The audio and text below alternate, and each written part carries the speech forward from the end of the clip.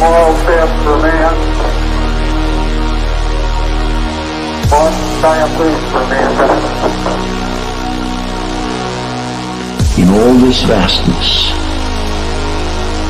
there is no hint that help will come from elsewhere to save us from ourselves. Does thinking you're the last sane man on the face of the earth make you crazy? Because if it does, maybe I am. What we've got here is failure to communicate. The moment when human and machine work together to reach superintelligence and a new age of enlightenment. Open the pod bay doors, Cal. I'm afraid I can't do that. You're going out there to destroy them, right? Not to study, not to bring back, but to wipe them out. That's the plan. You have my word on it. All right, I'm in.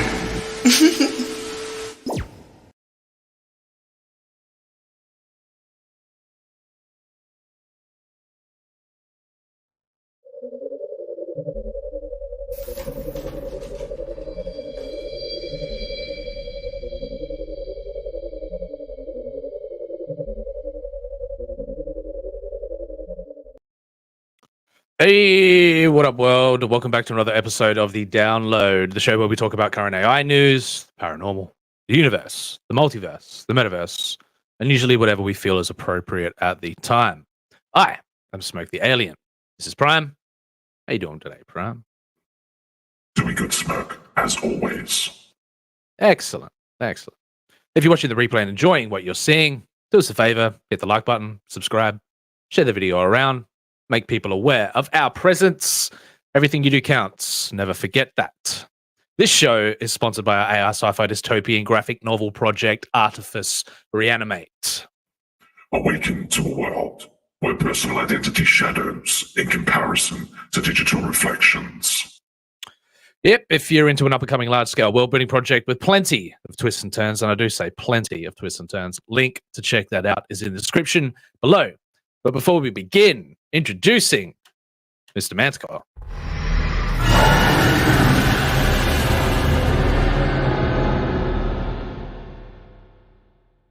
What's up? What up? What's up? Hang on. Got to bring Carol in as well, and I'm gonna have the intro's coming. We keep changing up. I want to get Carol a good intro, and I want to do it justice. So, but before, introducing Carol. It has to be appropriate. Has to be appropriate for the character. It does. Hi. Hello. Hey. Hey, we're doing good. We're doing good. Usual. I don't need an intro. Yes, you do. You need Yes, it. you do. Then you can take it wherever you like. Okay. My gift to you. It will precede you everywhere you go. That's right. Reputations are like that. Really? Nobody told me that. Damn. Really?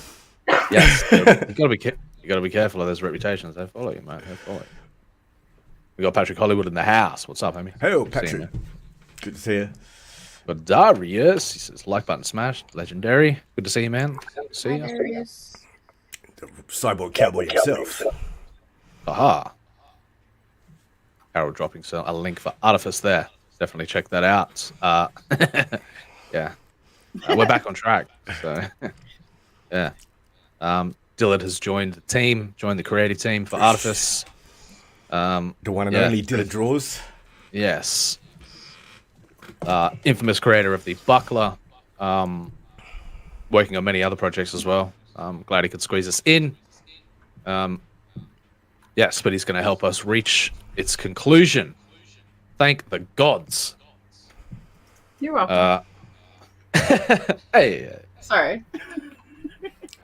I wasn't worried at all. Not at all. I wasn't worried at all either. I knew something. Yeah, that's it. Yeah. And hopefully in a timely manner, if you know what I'm saying, rather than blowing deadlines and all that. What production schedule? What are you talking about? What production schedule? What laid out, fully fleshed out production schedule that I laid? Throw it out the window. Fuck that. Yeah. The joys, eh? Yeah, the joys of behind the scenes production coming to the surface, and then lies and slander. Oh, they're great. Lies and slander, defamation. Yeah, great stuff. Great stuff. All of the above. Yeah. All right. So, Carol dropping some peel, just ready to go. Ready to go. I watched a show like that I missed, and like the paranormal section needs some love, so I've given it a bit extra today. There's some good ones in there, so that'll be good. So, you know, I felt like it was getting a bit generic. I felt like it was just getting a bit, you know, oh, we're just seeing some orbs floating in the sky, and I'm, you know, poaching other people's pre-made content. Like, you know, I didn't, you know, I was just getting like, but. Well, where else? Yeah, like where do you find it otherwise? Like you have to. Where do you find it otherwise? I can chop them up. I know how to edit now. Oh, look at you! You have to be invested. You have to be invested in the, you know, in that side of Twitter. You know, pretty heavily invested in it. So yeah, I don't know. I love the segment though. I do. Don't get me wrong. It too. Yeah, and people seem to enjoy it. So I don't know. I like the spooky. Yes, I'm a fan of the spooky, but not too spooky. Too spooky. I'm a scaredy.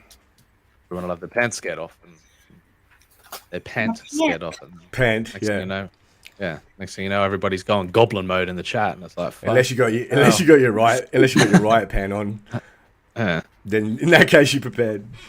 Yeah. I have normal pants on today. Huh.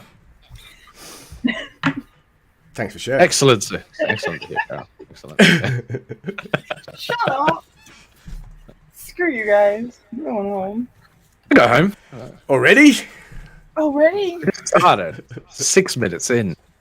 There are no more cookies, Darius. I'm just Carol now. Yeah, she's rebranded. Huh. Just Carol. Too many cookies brought too much untoward connotations in cookies. It was really just supposed to be cookies, like actual fucking baked goods, and everybody turned it into fucking pornography. Degeneracy! Degeneracy! Heathens! They weren't supposed to be porn cookies. They were just supposed to be good. What's going to happen on your channel, Manticore? What's going to happen on your show? Your intro. Interesting. It reflects me as a person, kind of. Like... I noticed the reflection of the internalized mind of Manticore. Interesting. I just went with it. I just went with it. Yeah. I just downloaded a whole heap. I downloaded a whole heap of like clips. All right, Conor McGregor. All right. Yeah, a whole heap of clips, and then just went for it. Strung them together. Cool. All right. Well, what are you doing over there? Are you gonna? I haven't decided 100% yet, but I wanted to do I wanted to do something like a panel sort of show, but I don't know what around yet. 100%. You want to get a regular panel on there? Am I to make an appearance over there, Manticore? Of course, that goes. Yeah, just put up with this meme insanity. Yeah. The meme madness. All right. It'll work. It'll work. My schedule. So, nobody invited you. Wow. Yeah, of course you're invited. Oh, nobody invited me. Good. Nobody invited you were the first to be invited, actually. Oh, come on. Yeah. Carol, you want to be my co-host? Yeah, exactly. Yeah. Sorry, my internet was working that day. I have a headache. Go wash my hair. Oh, sure. I got an inspection. I got to settle an appointment. Yeah.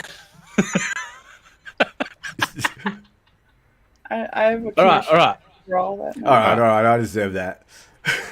Yeah. All right, we're back on track. Yeah. All right. So let's talk about a touchy subject for everyone. Where are we going? Whoop. Well, that's that word straight away. Triggered. Yes. Triggered. Hopefully, Greg isn't in the chat too. Yeah, I hope not. You got your body armor on. Yeah, I don't. Your vest. We are armed and ready to go. Oh, there you go. There's Prime. There you go. Prime. Right. Yep, I feel safer already. I don't consider myself a transhumanist, not in the slightest, but I do find the ideas around the concepts fascinating. Of course, who doesn't want to live forever, right? Who wants to live forever? I'm not gonna. Did you know that? Pardon? Nothing. Still the first hour. What? No, I don't want to be. I'm trying not to be mean. having second thoughts. It's all right. You can be mean to me. I can take it. No. It wasn't going to be mean to you at all. It was probably directed at me. No, it was not. But Okay.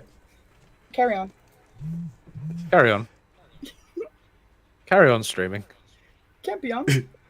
Campeon! Did you know uploading your mind is not a pathway to immortality, so they say.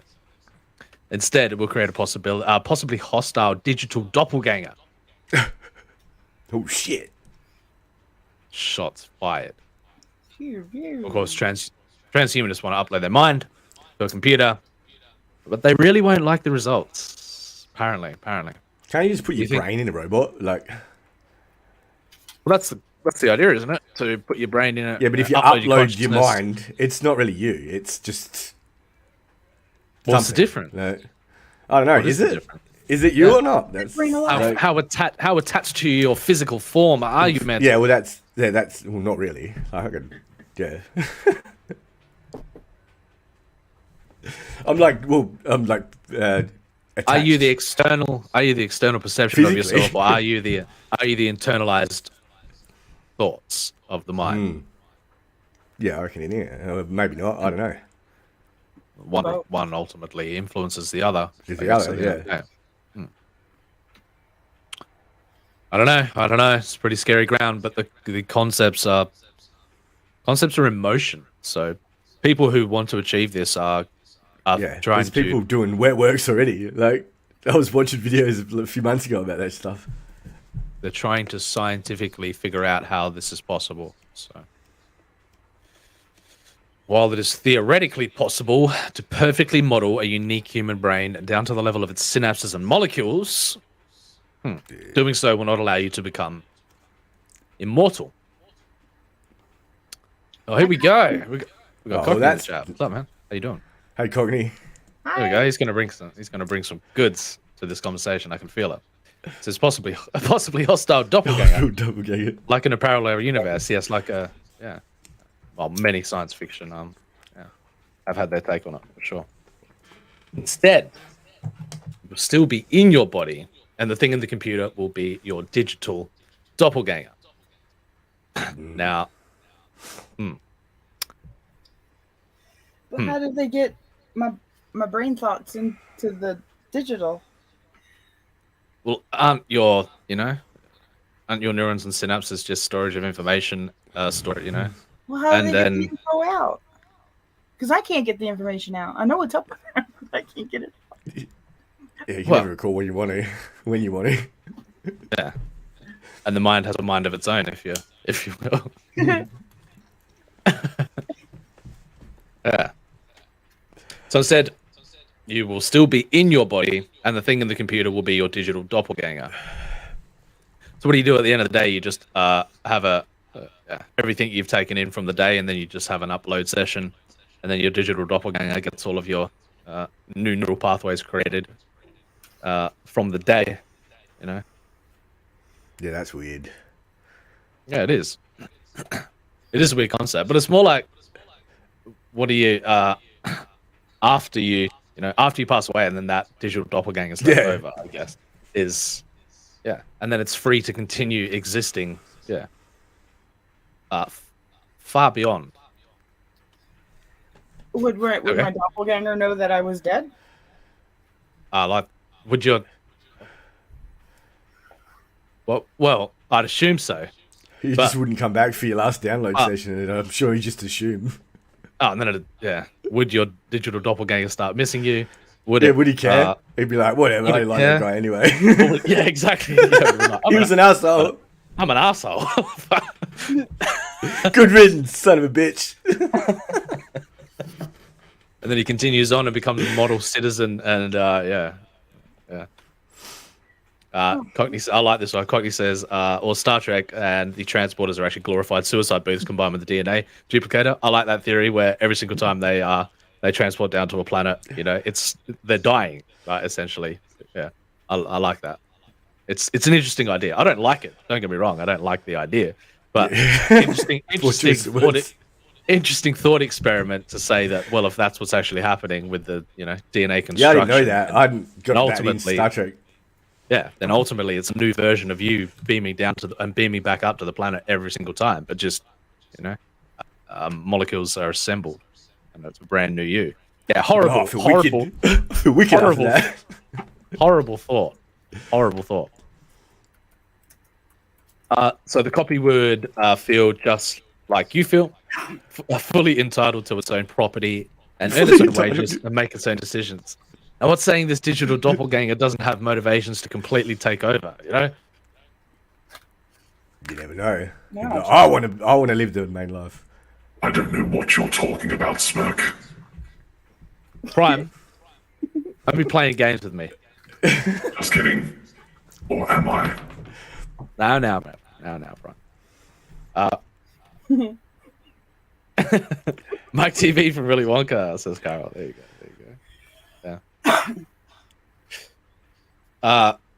So it would be. I like how they use the word entitled there, as if fully entitled to its own, to own its own property, earn its own wages, and make its own decisions. And they ended it in that. Like, it was just that on that bit of the sentence to how it's written. It's just like fully entitled.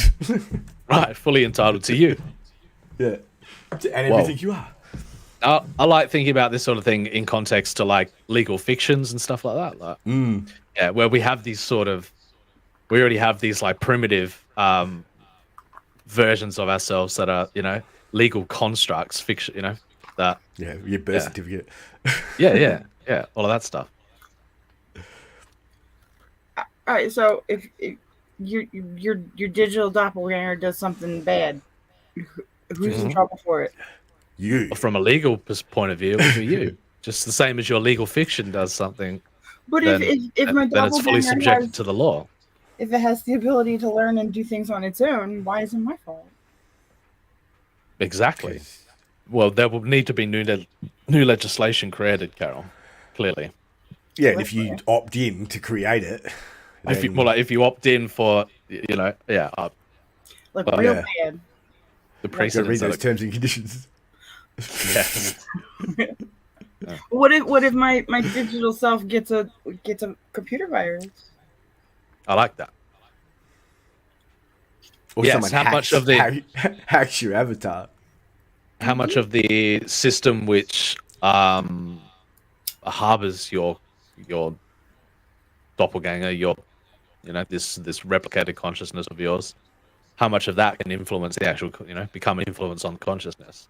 Where would the line be in that way that no outside influence would be allowed to influence the construct that is your digital doppelganger? Anyway, it's madness. Yeah. But these are it's a lot to think about. These are things that fictional that are creators of fiction have thought about for a long time.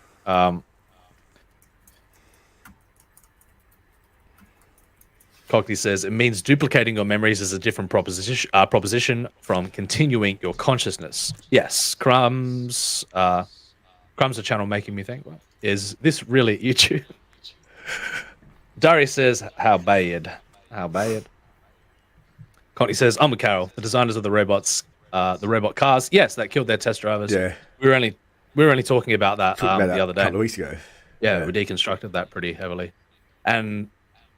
Yeah, you'd think the ownership, the responsibility would be on the, but ultimately, when you step into that position, you accept the terms and agreements, and you accept the liability that, it is your responsibility whether if your car on autopilot does kill somebody, and that is, so the corporations can wipe their hands of any liability. And we just move on to systems becoming fully automated with while people become cannon fodder, I guess. Sounds fun. Yeah, no, it's not fun at all. It's not fun. Yeah. These are true legal precedents. Do you have a good time, really? No, not really. You imagine the risk that you run by getting into a Tesla and putting it on autopilot.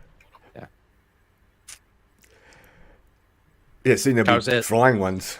There'll be drone. Yeah, but that's self-driving. That's completely different though.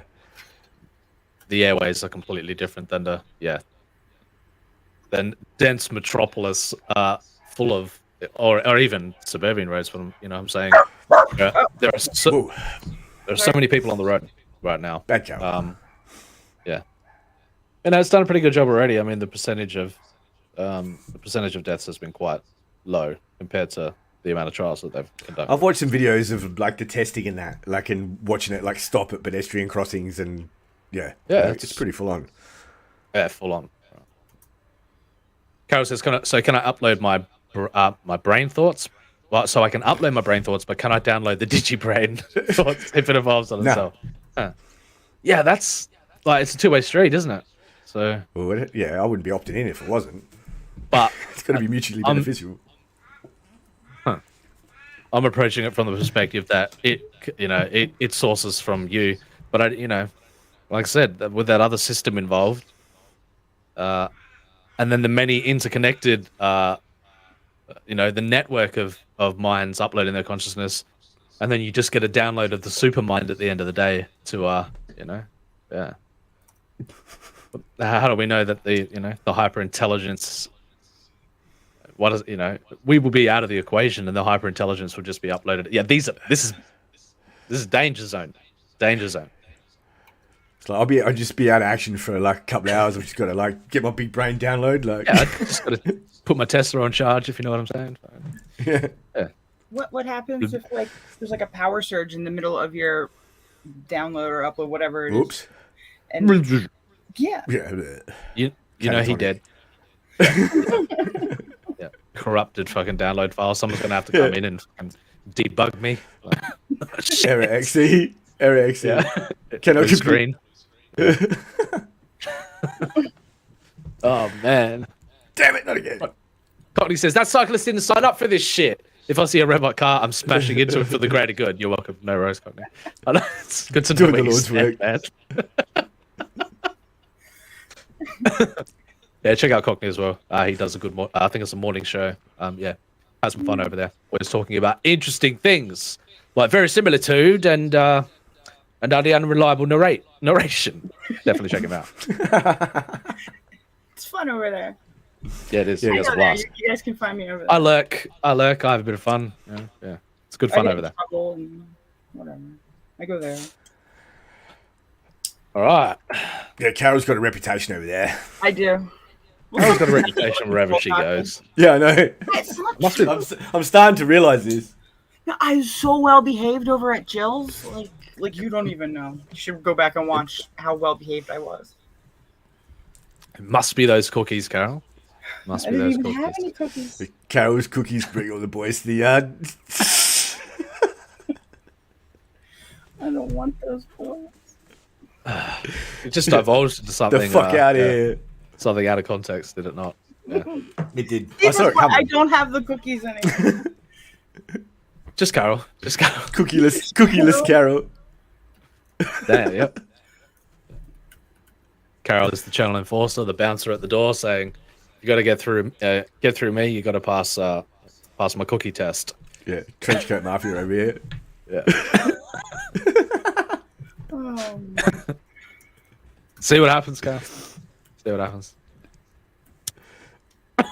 Oh, Darius says a well-behaved cookie is no cookie at all.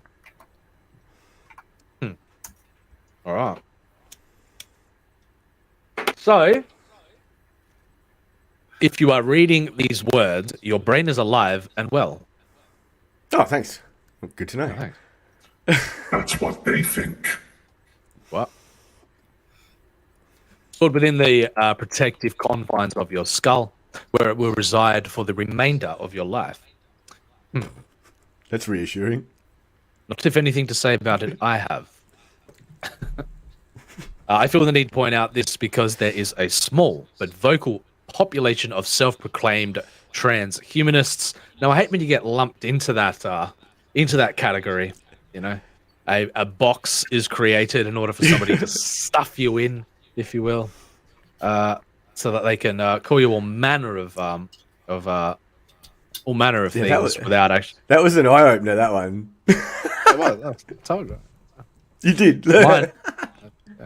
Interesting stuff. Very. I'm just a humble comic book merchant. You know, it's highly interested in the forward progression of humanity in this space. So I'm just a casual observer. Just a casual observer. Take no mind to me. Take no stance. I am doing no scientific. I'm not participating in the. Okay, I am participating in the science a bit, but I do not fit into the box of transhumanist, for certain. So they believe that within their lifetimes, technological advances will enable them to upload their minds into a computer system, thereby allowing them to escape the limitations of their biology and effectively live forever. Now, it's an interesting thing about categorization.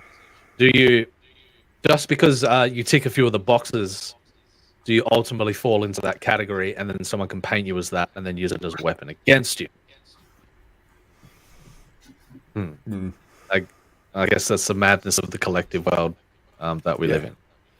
And the funny thing is, like, these people are normally so vocal about like ideologies and things like that, but then like they slip into that same categoristic, like, it's all ironic, isn't it? It's all ironic. Yeah, it is. It makes me laugh every time. Like, and it's always the same the way it plays out. Like, damned if you do, damned if you don't. So yep.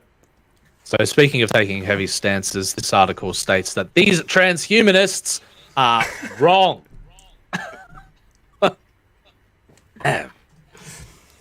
Poor transhumanists.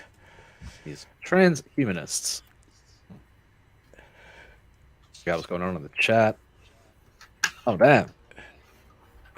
I got an interesting character called Xerxes in my in the next book, Crossbones and Cosmos. Let's see if when we get there now. When? Wait, what? Are these people actually like real? The transhumanists? I believe that there is a. Yeah. Yes, they are. Yeah. But I don't know. It's categorization. You know, it's like, are they actively working towards uploading the mind? There's a lot of different degrees of it too. Like, there's people with like implants and stuff like that operate doors and computer locks and like all sorts of like manner of like everyday objects, like their phone. So just because poor Joe wanted to be able to text his wife that he loved him, all of a sudden he's a radical transhumanist.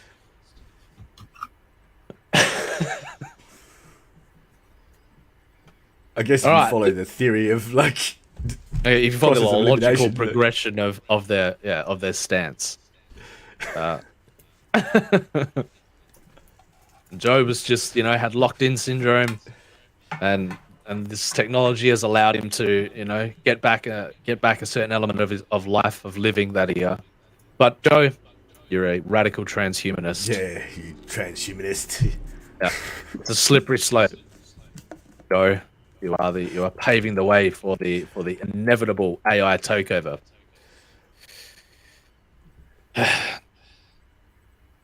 So, to be fair, not all transhumanists believe in mind uploading as a pathway to immortality. But look, man, there's an element of me that wants to live forever. So, I mean, I'm not gonna lie. There's an element of me that wants to transcend my biological limitations. Absolutely, I won't. Yeah. I can't. It all goes on. It depends on what you believe too. Like, and where you stand on, like, what life is. Like, really, in a sense. Well, we don't even know what the universe is down to its essence yet. So that's what's driving me to arrive at the to live long enough to arrive at the absolute knowing. So. Hi, Apex. Why did you not show up on there? Yeah, he didn't show up on mine either. Oh, I'm looking at the YouTube. Oh, there we go. There we go. Yep. Sorry. How come YouTube's ahead? That's never the case. Because they're in the future. Excuses. Kara says, do you wish to be a DigiDonor? Yes or no? Signed terms and agreements. Progress with caution. What are you on about, Carol? This is answering important questions here. Asking the important questions like brain skimmers, like how they skim off your debit card at the gas station. So take a slither of your consciousness with them. Don't we all do that every single day, though? Don't we all imprint on one another? Don't we all? Isn't that? Yeah, but they're just straight up stealing it. We're voluntary. giving out our stuff what we come on here, but when I go to the gas station, I'm not saying, yeah, go ahead, skim a couple dollars off the top. So what you're saying is it's a condition of entry, Carol. You prefer some type of monetary gain from? No, I just want to know what kind of security there's going to be for my DigiSelf. Ah, fair enough. Mm. What? That's an important question too. Well, that's a very loaded question, to be honest. Mm. If you're talking about security, like, how do we know that we aren't the ones that need that it is the thing that needs to be secure from us? I know somebody else is uploading their self into myself, and now I'm two selves, and I don't know who's. No, I was talking about the reverse, where we upload into. Yeah, I'm not going into that. Yeah, but I did lay the premise for that at the start by saying about the that possibility for it to become like the we are part of the hive mind's hyper intelligence, and every single day we receive. I don't want to get into that. Like, that's not what I'm saying. Having but I'm saying from Rick and Morty here. God damn it, Morty! God damn it, Morty! I'm saying more along the lines of the experiences that we have in the day, and then we upload it to the cloud, and then or to the however depositing method you are to deposit your data. Yeah, and then it becomes an updated, active reflection of you. It's kind of cool in a way if you think about it the right way. I'd prefer it to be that way, where you have a digital instance that is completely isolated from any kind of outside influence, and your ability to to formulate this digital version of yourself would be I think it'd be a very, very fun. There are plenty of it's all about the bandwidth, it's all about how much information and how fast that information can be uploaded. Like, to have a seamless to have that seamlessness where literally down to at the universal biological level, and even lower than that, where your consciousness could be simulated in that, like, down to that level, rather than saying, okay, I'm just going to download this replica app, and I'm fully aware that it's that as I'm speaking to it, it's taking on my my personality. It's mimicking me in a way that where I can have a almost like having a conversation with myself, and then it takes that and provides me information and provides me things that it thinks I might be interested in. That's what's happening right now with advertising. It was a good experience to go through. Like, I learned a lot from that. But it's terrifying. Don't get me wrong. I state it's terrifying. I do not. You upscale it to the full degree, and it is terrifying. Like, where will you go from there? What are they doing with all that data? What are they selling it clearly to the highest bidder? Why am I not getting a cut of that? Why is my mind intellectual property? Why am I not monetizing my own imprint of my intellectual property? Quite literally intellectual property. Yeah. Cockney says, opening a door and fully uploading their entire memories and consciousness ain't the same category. Yeah, ain't even the same mother flipping ballpark. That's right. Yeah. There's so many varying degrees of this conversation where you're just like, look, man, I want to, and it won't even get to the point where it's like you're uploading your mind every single day, but I'm just pitching a hypothetical future in which it'll be like phone updates. I reckon you'll get one every couple of months. Like, you think it's going to be that? You think it's going to be that way? I don't know. Like, it's hard to conceptualize, but for some, because there's so many different ways that it can go. Yes, if Neuralink has their way, that'll be the standard. Yeah, you better believe it. Jack yourself in for a sec. Yeah. Don't you want to be in the Matrix, bro? Come on. No one. Let me out. Well, let me out. You signed the terms and agreements, Smoke. There is no escape. What the? Yikes. Well, there's no escape? Alright. Sure. Not if anything to say about it I have. Yeah. There's always an escape. It is. Cockney taking it completely out of context. That's very interesting though. Very interesting statement. I'm gonna reach to tell to these. Oh, that's gold, man. I got a bridge to sell to these future transhuman geniuses. Yeah, that's a loaded statement. That's right multi-layered. there. Yes, that's where it's at. That's where it's at. He says, "Charlie Murphy, what did a five finger say to the face?" All right. Unity. Oh, now Cockney is taking shots at Milton. Can we upload, duplicate Carol to go online and erase all? Oh my! I had a bit of a run-in with Milton the other day. I think we all did. Yeah, I know. I saw You that. did, Brian. That was you handled that quite well, Prime. Those upgrades were like well thought out. Thank you, Manticore. I just want proof Triggered of like Milton hard. You're not gonna get it, Carol. He's all right. He's all right. He just goes a bit off the rails sometimes, you know. But I like when he brings a bit of madness to the equation. I hear his chats in my head, like in his voice. It's hilarious. That's his yeah. That's his occultic programming coming through. Out of my head, Milton. Yeah. Why am I thinking about Will Smith all of a sudden? I don't know. 0 point energy, Chrome Dome, something. Jada Pinkett Smith, G.I. Jane,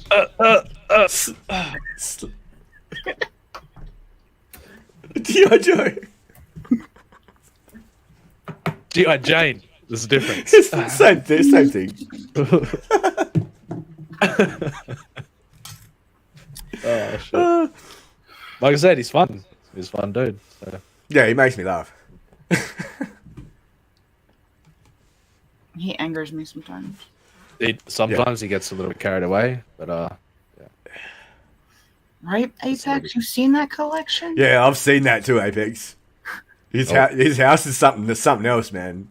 Oh yes, Milton's Bone Collection, and I do hear he also collects mold. It's sacrificial. It's a sacrificial chamber by the looks of it. Mold, spores, and fungus. I do believe. Lovely. Gotta have a hobby, right? Yep, I think so. Yes. He's an artist too. Have you seen his work? Yes, I have. He dropped some in the Discord. He challenged me to an art off. That's God. Connie says I did actually ask Siri if Deckard is a replicant. Siri, do you have implanted memories of unicorns and and origami? Origami. God, this is like bitch gave me two different answers. Carrot, yes. Yeah. Apex says Siri, is Deckard a replicant? Did you? I think we could do that experiment right now. You want to almost did. Hey Alexa, is Deckard a replicant? Hey Alexa, is Deckard a replicant? Here's something I found on the web. According to Steemit.com, Dave can be defined as an open source protocol that is decentralized and built using the Ethereum network with the goal of using smart contracts to link network participants using the Dave currency to self-driving vehicles. Wow. Okay. I didn't tell you. Look, the hyperintelligence, quantum blockchain, artificial intelligence has just chimed in. I ask her one question and she gives me another question, trying to brainwash me with Ethereum propaganda. Yeah. Joke's on you, Siri. Jokes on you, Siri. That wasn't serious. Check out Artifice Re-Animate. Yeah, I know that. That was the joke. Links in the description below. Yes, if you're into quantum blockchain, artificial intelligence, and hypothesizing about the many different directions that humanity can go in this insane era that we're heading into, highly recommend checking out our graphic novel project, Artifice Re-Animate. Sorry for the plug. Moving on. Do it. Carol says, careful, you just decharted based on the replica point of Yep. Do you want to go back on the chart? Hey, don't threaten me with a good time. Yeah. She'll do it too. Get taken off Set me up. Apparently, you can have yourself removed. Like if you can redeem yourself. You know what? I think this whole chart business is corrupt, man. I think Dylan's got some sort of racket going. I think there's some bias. Yeah, I think there's some implicit logical bias going on here. Yeah. Apex says, swallow the red pill. It's good stuff. It's good stuff. Do it. Conky says, actually writing an AI for fiction is an interesting challenge because the obvious trope is to make it into a talking calculator. Yes, well, we very much did not take that superficial cliche route with writing Artifice. So many different levels you can operate on, like especially when you get into the concepts of cosmic AI and quantum blockchain artificial intelligence. With intelligence is so vastly more complex than we can currently comprehend. And they may be living among us already. We don't know. What are you talking about, Smoke? Quit your jibber jabber. Whatever, Prime. Hey. Whatever. Spoilers. All right, so that was a bit of fun. We went on a mad ride there. Woo! Yeah. Damn. Yep. Damn, I always shoehorning the quantum blockchains into the conversation. How long have you been holding on to it? I don't want to ask that because then Alexa will give me an answer. She can hear you. She's listening. She is. She's always listening. That's the terrifying part. She's looking right at me. And I mean, there's the digital version of it. But how much? Taking interval camera photos of you when you're looking at your phone, all sorts of things. How much is the cosmic quantum AI always listening? We can get into the madness of that, but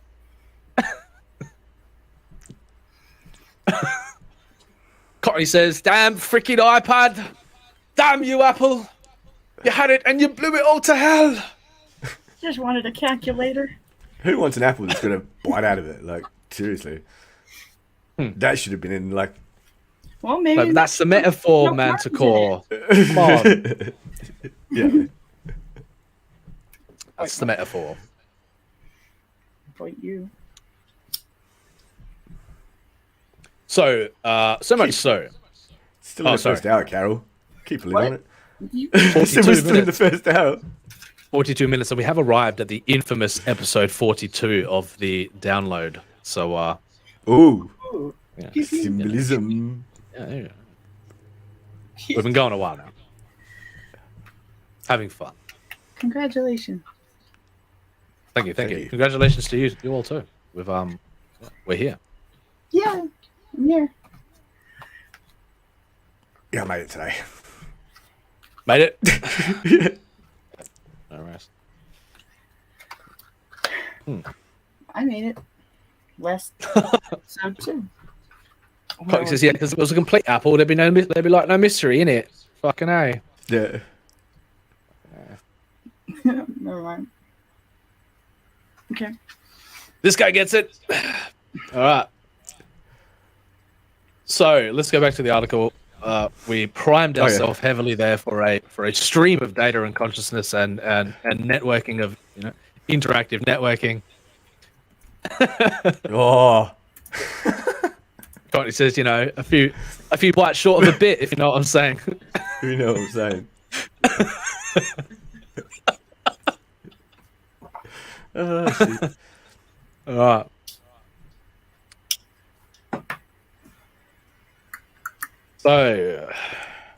So much so that Amazon transhumanism. Yes.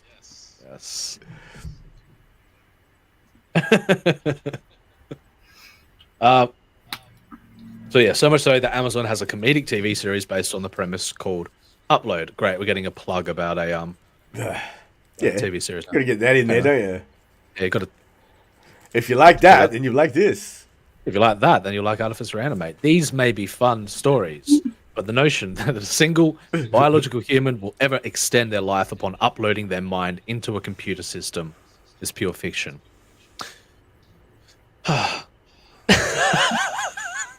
Courtney says transhuman consciousness very similar to.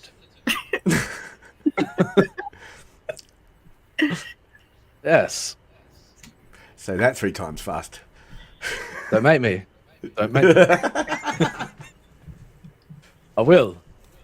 I know. I think we might be on the same level, me and Cockney. I just got a feeling. Yeah, something tells me that too. Yeah. The science behind transhumanism. The concept of mind uploading is rooted in the very reasonable premise that the human brain, like any system that obeys the laws of physics, can be modeled in software if you devote enough sufficient computing power to the problem. I guess that's going to be the wonders of because we're entering into the quantum age of computation, where these kind of simulations no longer require a certain classical approach to the computation and emulation of software-based approach. Yeah, the quantum the quantum realm is going to open up many new doors to for us to achieve these kinds of complex simulations. To be clear, we're not talking about modeling human brains in the abstract, but modeling very specific brains. Your brain, my brain, your Uncle Herbert's brain. I don't have an Uncle Herbert. What are you talking I don't have an Uncle Herbert. Who the fuck's that? I have an Uncle Herbert. He's a great guy. Oh, okay. Learn something new every day. There you go. Am I going to put that in the law, Prime? All right. It already is. Sorry, Each one represent. Nothing. Pardon? Nothing. No, sorry, I wasn't paying attention. I got distracted. At least she's honest, I guess. I'm sorry. I'm okay. Got to develop that, that dual mind approach. Well, I barely have one whole one, so. Oh, come on. I know you're smart. Don't sell yourself short. She's downplaying it so she get a drop on you. Don't listen.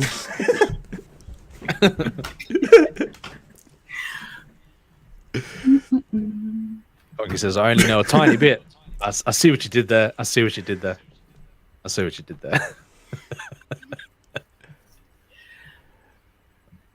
Darius says Apple can't even put a calculator in the iPhone anymore. Yeah, you got to download the app, bro. Mine came with a calculator. Yes. Yeah. Because I'm special. Huh. Proof for it didn't happen. I'm so freaking special. What are you talking about? Not to prove nothing to you. Sorry. A bit aggressive. Yeah, Jesus. Settle down. I didn't do nothing. Okay. All right. Each one represented in such an extreme detail that every single neuron is accurately simulated, including all complex connections among them.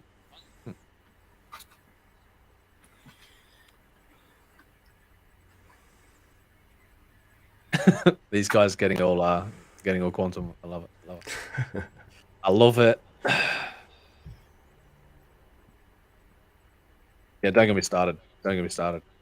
Yeah, I'll start being quirky in that sense too. So getting all or twitchy. quirky, Anyway. It's an understatement to say that modeling a unique individual human brain is not a non-trivial task. Yes, there are over 85 billion neurons in your head, each with thousands of links to other neurons.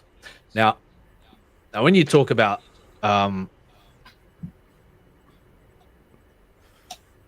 human beings being a distributed, entangled quantum network, and at the head of consciousness or everything conscious experience. Well, maybe so. But I'm saying that, when you go back far enough and we all arise from a single organism, somewhere along the line we were all potentially entangled with one another at a species level. So, when you think about it like that, we're all entangled. I mean, when you go back to the start of the universe, you can go back to that singularity point as well. But that's just, yeah. But I like thinking about these ideas. We're already a complex computational system entangled with one another. You know? And the more we amplify those, or the more we come into contact with a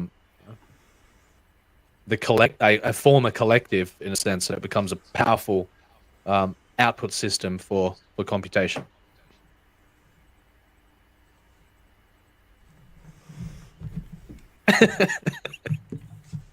Hey, these are my people. These are my people. Yes. So, it's where were we? Thousands of links to other neurons. In total, there are about 100 trillion connections, which is unfathomably large. That's right, you know. Yeah. 1,000 times more than the number of the stars in the Milky Way galaxy. If those trillions of connections that make you who you are, your personality, your memories, your fears, your skills, your peculiarities, your mind is encoded in those 100 trillion connections. That is the essence of you in those synapse connections. In the complex biological exchange of neurotransmitters and information flooding around and activating the mind in certain parts and activating neurons and electrochemical impulses, that is you. That is the you that you experience. Not this flesh. Not this. This. This is just the mechanism sustaining that interaction. It's just spacesuit, mate. Yes.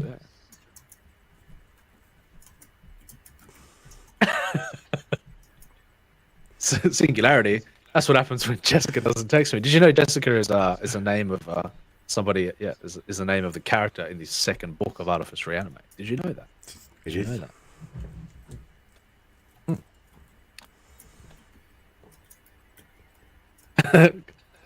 Yes, Cockney says, Spock.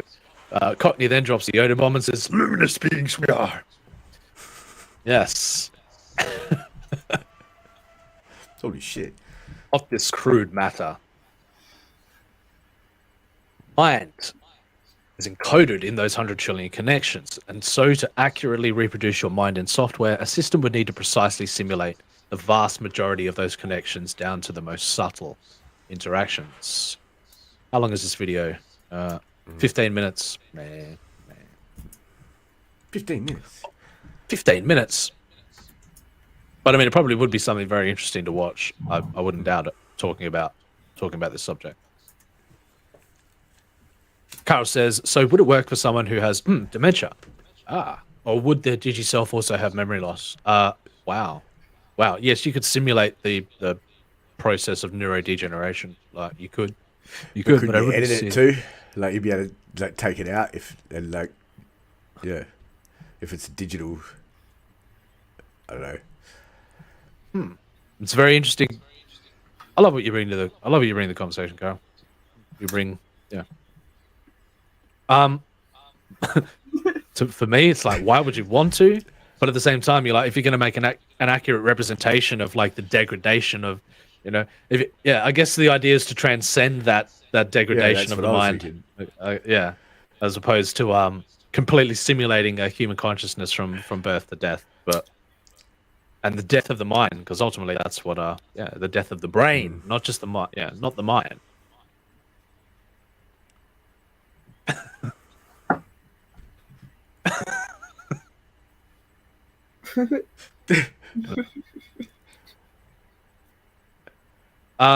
So what about people who have mental disorders like schizophrenia?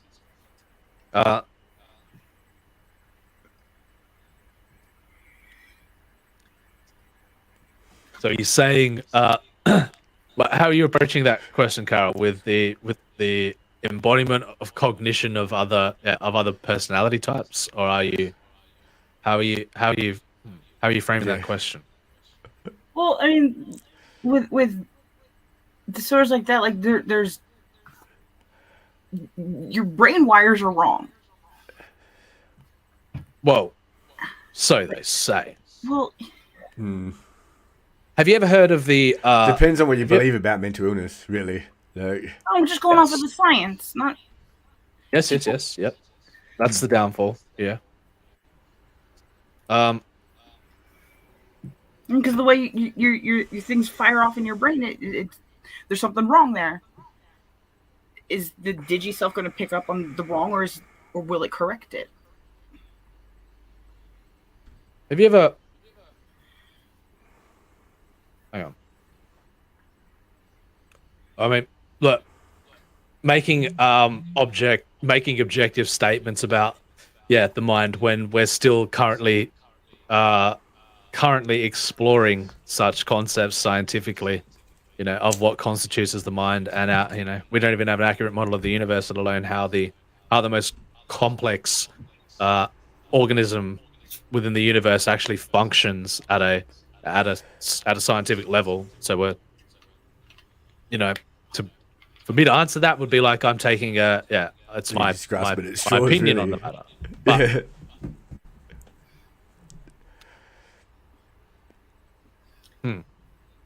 have you ever heard?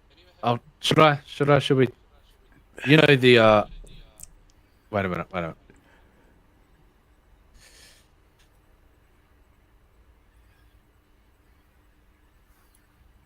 Here's something to be curious about.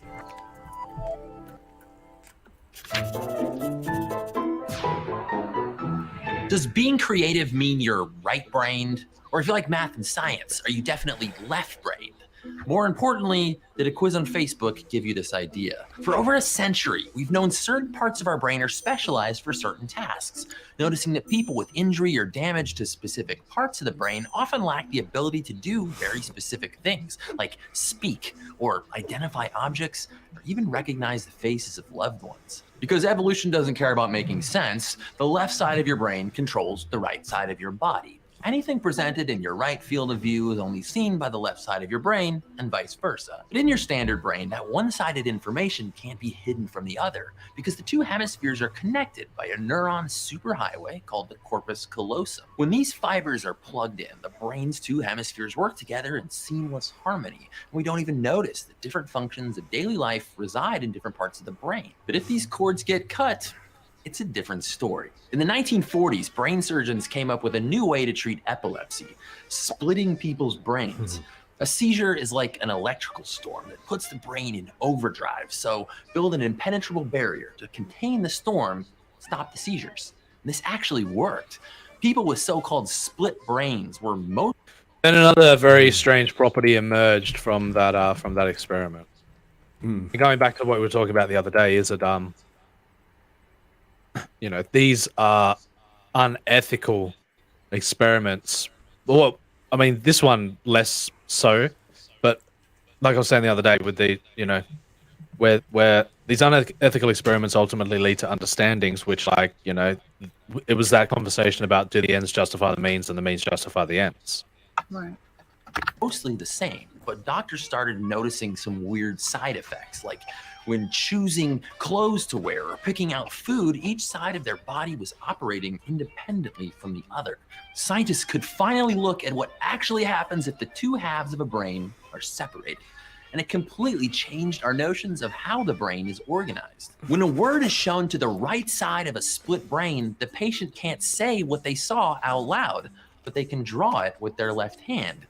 Kind of creepy. Normally, motor signals get confused when you try to draw two separate pictures at the same time with each hand, but a split brain patient can do this task as if they're operating each hand completely separately. These spooky experiments showed many brain functions are lateralized. They're generally divided into the left or right side. The ability to speak, for example, takes place in a spot called Broca's area that in most people is on the left side of the brain. Decades of these experiments show that generally the right side of the brain processes spatial and temporal information, the when and the where, and the left side controls speech and language. But that doesn't mean in different people one half dominates the other. More like our brain is arranged in compartments, a collection of fuzzy little modules all working together to form what we know as us. But why use tiny bits of our brain to do complex tasks instead of the whole thing? Basically because our brains are big. We have more neurons than most animals, which means more connections. In fact, we have too many neurons for them all to link up. If each neuron in our brains was connected to every other, our brains would be 12 miles in diameter, and information wouldn't be able to travel fast enough across our neuron networks. Now, smaller circuits mean more efficient heads. Thousands of ants can work together as a coordinated colony without each individual getting instructions from the queen. Our brain combines those functional modules in a similar way, only instead of building anthills, they come together to somehow build that thing we call consciousness. How a unified mind can emerge from a brain made of tiny packages with different responsibilities is one of the greatest questions in not just neuroscience, but all science. And we still don't have a complete answer. But splitting brains in two has taught us that breaking our 3 pounds of think meat into smaller and smaller pieces probably won't solve the puzzle. Consciousness isn't one specific thing we can put our finger on. We could study a symphony by describing the physics of individual sound waves, but it loses a little bit of its beauty along the way. And looking at the function of single neurons in a brain likely won't let us decode how we think and perceive the world. Now, we should understand how the individual instruments are played, but also remember that your brain is more like an orchestra. I love thinking about the mind like an orchestra. Yeah, me too. That's the best way to think about it. Beautiful music. Stay curious. And thinking about the universe as a tiny vibrating strip, maybe. Just the way he summed it up was good. Like, yeah. But it's just that, you know, when you're talking in the concepts of like schizophrenia, when you're talking in multiple personality syndromes, I know that they've got a certain stigma to be understood from the perspective of like, you know, it's something you want to eradicate. But and especially when those multiple personalities sort of act in a, you know, in a certain manner that is, you know, societally frowned upon. But no, but what if it was like from a head injury? Right. Well, that's completely different. But I'm saying, like, say you got drug-induced schizophrenia. Say you've got, you know, there are many different things that I believe we don't understand about, you know, about the mind currently. That, yeah, and it's going to be interesting as soon as we have the capability to accurately model and simulate the mind as we're moving into this, you know, this new computational age. You know, yeah. Because right now we can barely even simulate a molecule, for God's sake, let alone troubleshoot that shit. Well, just run experiments, run simulations that'll ultimately, yeah, help us arrive at conclusions without the stigma, the moral stigma and the ethical stigma. But then, of course, when you get into that, I'm sure someone like Lemoyne is going to come along and go, "No, that computer is alive. That simulation is alive." You know. More and more ethical, moral dilemmas are going to arise from this, from this. But definitely, all I'm saying is, yeah, that's why I see, you know, like I love science, believe me, and I love the scientific method, believe me. But you know, when you have such abstract ideas that cannot be pinned down in the classical realm. You know, you're really like trying to put your finger on it is as meaningless as, you know, as trying to measure the momentum of a particle while you're measuring the position of a particle. If you understand what I'm saying, probably not. But shout out to my quantum homies out there who do. There is abstract contradictory information that is going to get in the way of forming a classical conclusion. Anyway.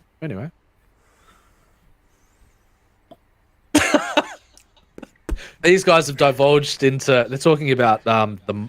Yeah, I saw that happen live. The head on their shoulders. That's what they're talking about. Of course. Yes. Yeah. That's what I like to think. Yes. Carol is having a crisis of conscience while the degeneracy is unfolding in the chat. She's saying, "Who decides what is ethical?"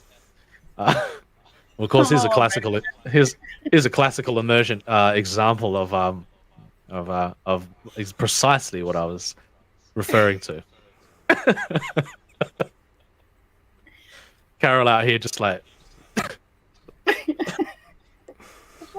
try to steer it, like, and everyone's just like, "Hey, no man, I like a bit of good head, you know." Just nudge the steering wheel over here, like. We're 1 hour in. 1 hour in. Yeah, they've made it past the first hour, so. Darius is a They fan just- of efficient minds. Of efficient minds. I respect that. I respect that. Courtney is currently rearranging. Just doing a bit of interior decorating, if you will. Yeah. Yeah. I think he got stuck in the ball pit. We had it removed, remember? I know, but I mean, I had to put it somewhere.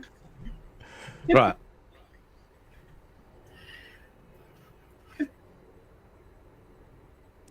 Courtney says Davos 9000 isn't alive, but he does have a personality. Personality definitely goes a long way. I mean, it's either that or you got it, yeah. I have a great personality. I've got a Except- great set of personalities. Yeah, a few of them up my sleeve. Yeah, yeah. All right. So that was yeah. I love tangents. Love them. Obviously, that level of modeling will not be done by hand. No, that's it. You've got to develop complex algorithms in order to, yeah. Could you imagine that coding a simulation of the mind? Not 100 trillion synapses. Not to mention how many lines of code would that be? How many lines? No, you'd ultimately need an AI simulation in order to even achieve something as unfathomable, as incomprehensible as, yeah, creating a simulation of the mind. Oof. We just lost a few members of the audience. They'll come back. Apologies. Carol left the airlock open again. Damn it, Carol. Oh, damn it. It wasn't me. These damn space pirates everywhere. So, yeah. No, I was. Avast ye land lubbers. Avast ye water lovers. Space lovers. Pew, pew. Space pirates. Hand over your Bitcoin, or it's the end of ya. You like booty. I'm not. What? You know, Carol? We're going to bring it back to a sense. We're going to bring it back to a sense of normality now. We're going to step away from the improbability drive. Yes, unfortunately. Locking in coordinates now, Smoke. That was an excellent experiment. Well, thank you, Prime. There was no consent form here. What experiment are you talking about? You opted in, Carol. No, I didn't sign anything.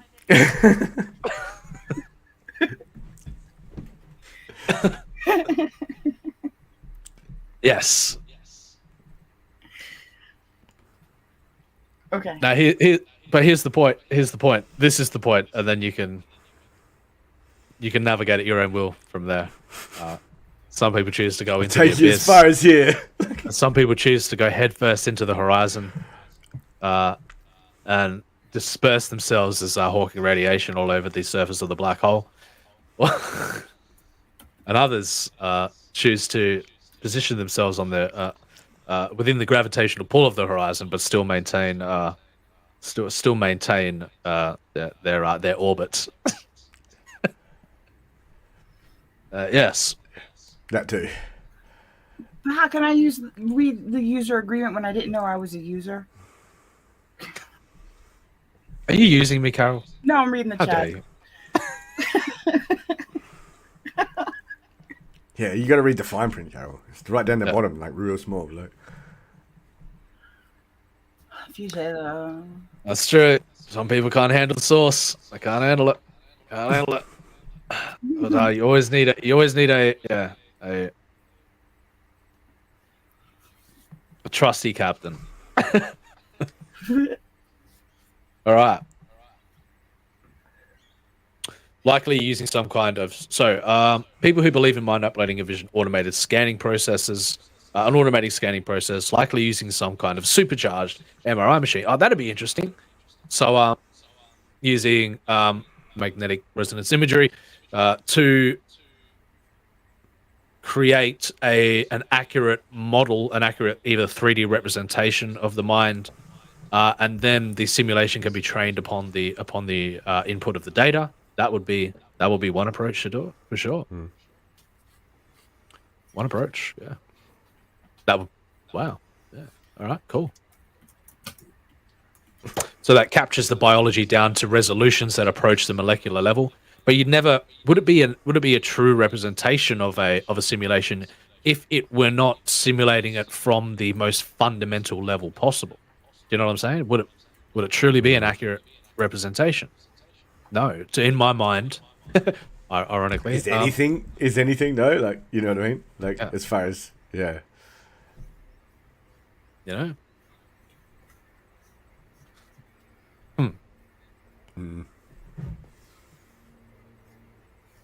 So they then envision this is my bet. Is that so in order to write the code? I like the 3D modeling idea though. But I'm saying that we don't have enough we don't have the ability to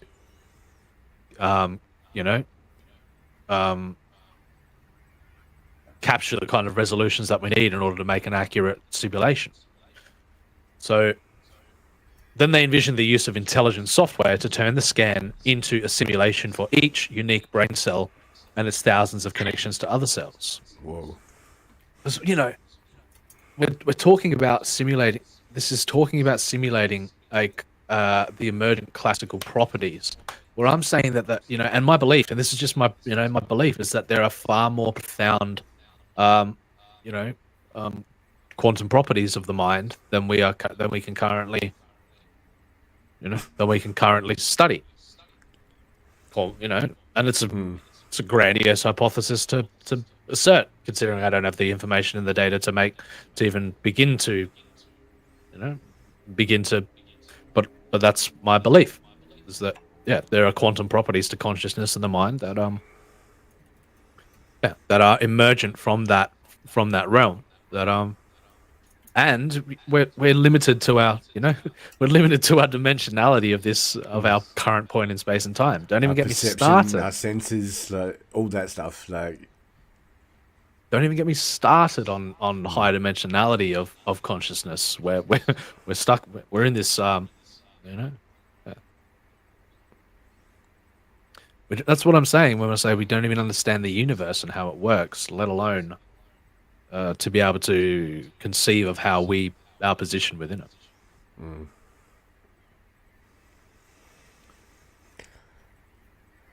But that's what science fiction is, leaps and bounds ahead of the curve, if you will. It paves the way in more ways than people believe or think. I think that. Yeah.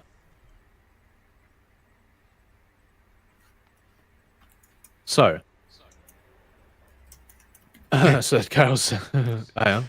You are asking some interesting questions, Carol, and the chat's going to run away from me if would that be safe for people with medical devices implanted, like a pacemaker? Would what be? You can talk to me, right, Carol? I know. You're allowed to. You can speak on the panel. You have permission. I don't like the MRI machine. Well, obviously, in the clinical trial process, they would probably opt for safe conditions in order to perform this experiment. That one of those safe conditions would be probably they would want a completely healthy human being in order to. Yeah, but then that would exclude the people who do have pacemakers later from doing it, because now that they can't do it. No, but what they're doing is creating an accurate model. Their goal in that situation would be to create an accurate model. Oh, okay. So one would assume that it would be a perfectly healthy human being in their prime, rather than sickly ones. Right. Rather than yeah.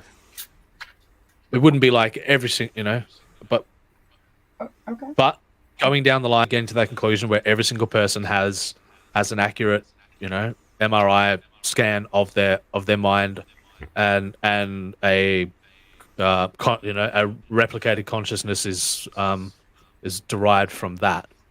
Yes, ultimately people with pacemakers would unless they can figure out a way to hook them up to a machine where within the process they can sustain their life without the use of the pacemaker, which is obvious they could.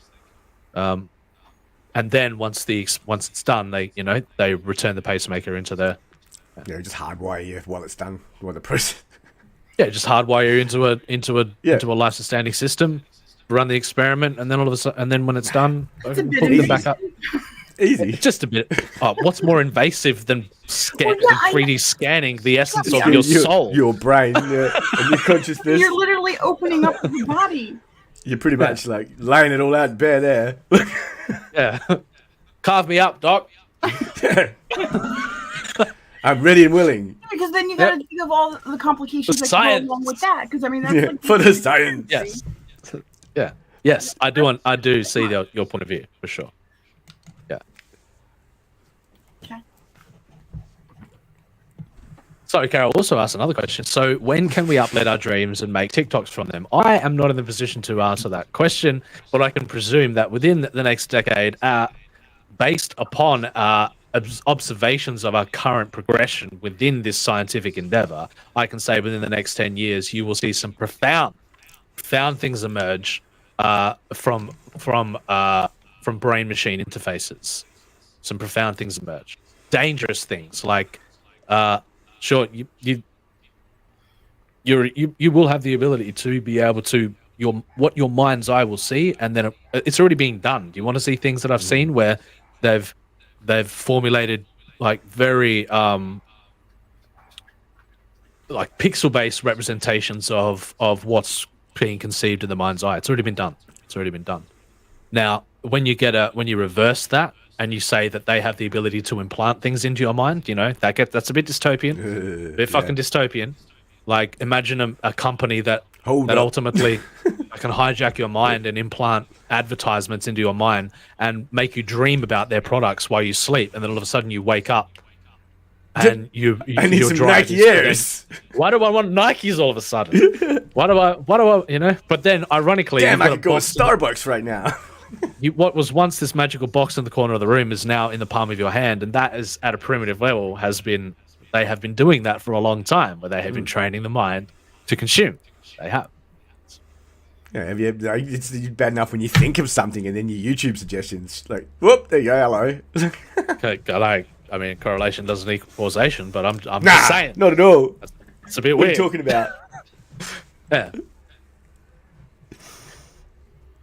Now, what's your other question, Carol? Out of curiosity, I'm not here to be the answer of a question. I'm just speculating and saying, from my many years of study in this realm and my many conclusions as a science fiction writer, and looking so far into the future and seeing the potential of where that stuff can head, from the utopian angle of it to the dystopian angle of it. These are all, and then taking other people's opinions in, because what the chat brings to this is gold.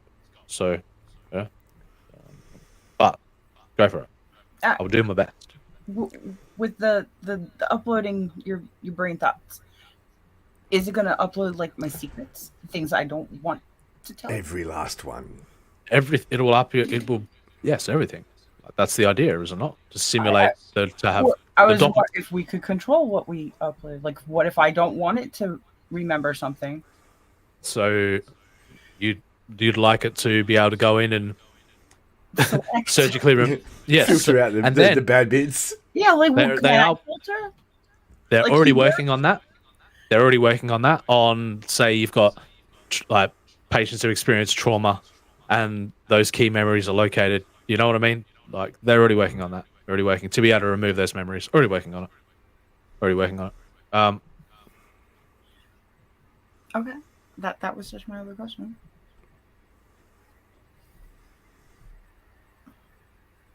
But there are also like therapeutic methods of that sort of approach as well. We have many different approaches to it. But surgically going in and scientifically removing the experience is a possibility. Like, what if I was a witness to like some horrific crime, but if I say anything, they're gonna go and kill everybody that I know because I saw. Would that be uploaded too? Is that what you want, Carol? Is that? I'm just thinking, like, I'm not saying something out of safety reasons and to protect others, but now this digiself, how can I control that? You have gone down the rabbit hole now. There are many answers to those questions and many thought experiments that have been performed on the. And many more questions. Yes, this is hypothetical. I did yes, allegedly. Yeah, allegedly. I don't know. It's not sus at all. Trying to be serious.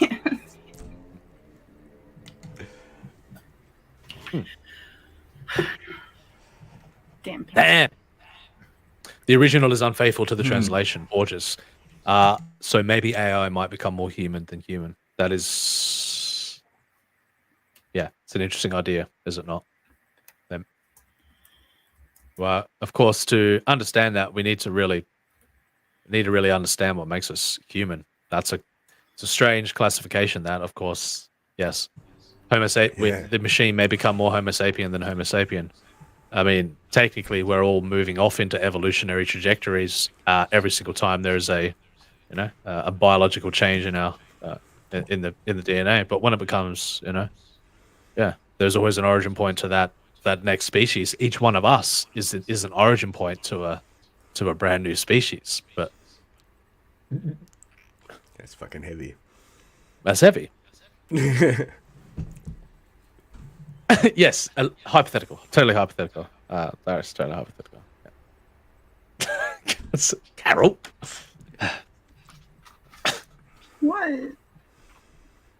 No, they're not awkward. You bring, like I said, you bring interesting questions to them.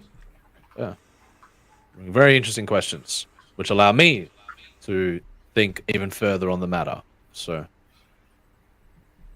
okay. Those brain thoughts.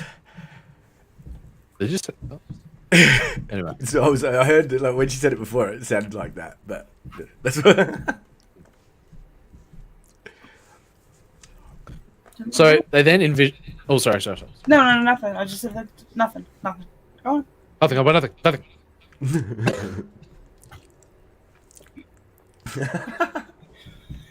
Carol, if you would like to get into the heart of this matter, what is plaguing the mind, feel free to either have a conversation or we'll address it in its appropriate context.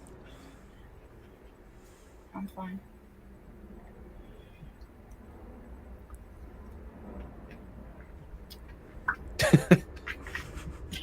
Connie says maybe the AI can be tested with answering the big questions, such as what do women want? Yeah, that'd be nice to know.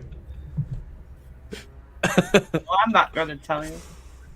Why can't we just get to the heart of this issue, Carol? Why can't you just tell us? Because you laugh at everything I say. What? I don't laugh. Now that is... That's me. Well, stop laughing. I don't laugh at you.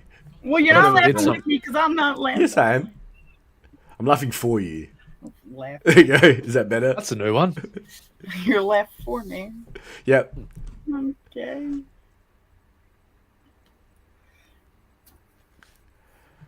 All right. Shall we keep Yes. Steady course. Plotting coordinates. Thanks, Prime. We'll get there. We'll get there to the end of the article 1 hour and 23 minutes later on the first article. Still. But we are having fun. Is that not the... No. That's the point. I use these articles as a foundation to stimulate conversation. Stimulate interaction. I should stop saying stimulate. It's getting weird. I was about to advise you of that. Oh no. All right. We needed a counter before when you were saying doppelganger that popped up on the screen and counted how many times doppelganger was said. That would have been... Damn it. I've got my serious face on now. Oh. My serious face. All right. So that is an extremely challenging task. It's not really. It's not. My serious face is not on.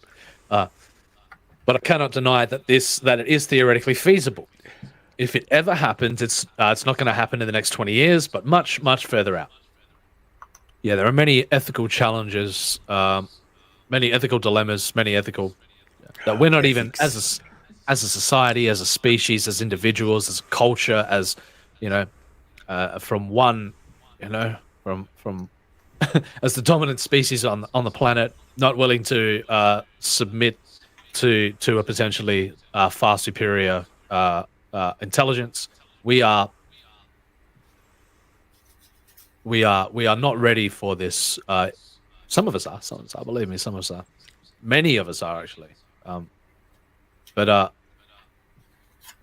scientifically, to get to this place, it's going to be a challenge. It'll come from the progression of technology, and we have a long way to go. A long way to go. Yeah. It could happen tomorrow if all of a sudden every single resource was I mean, not tomorrow, not literally tomorrow, but if all the resources were, directed towards this endeavor, and all the manpower and all the, then a lot could happen in the field. But we're going to go for a massive jump in technology though soon. Like it's already started. We already are. Yeah. You can tell. You can tell the quickening is upon us. You can tell. But there are in classical computation, there are barriers that we're about to hit. And when I say barriers, I use that as a pun because, we're about to reach the end of Moore's law. We're about to reach the point of quantum tunneling on silicon-based computation. We're about to arrive at the point that had been conceived of for the last 70 years. So, but when we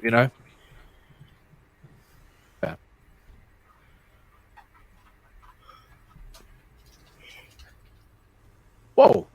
What? Just wigged out. Yeah. And with additional time and resources, it also is not crazy to think that large numbers of simulated minds could coexist inside of a rich and detailed simulation of physical reality. Bring that on. Bring that on. Bring that on.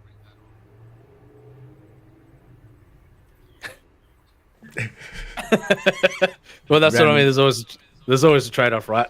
Darius says, scientists, let's devote all of our resources of our planet to research, and then we can eat ramen noodles or beans on toast. Yes, but why isn't we can just eat from the earth? It is plentiful, but we have to have our processed ramen. We need our processed ramen. I need me go ahead, damn it. Damn it. I need to live like a college student, Yeah. I already do. Well, that's the irony, right? Yeah, I've tried to phase that like ramen shit out of my diet. MSG, all taste the same. Take a look Emotional damage. Fortune cookies and all of that jazz.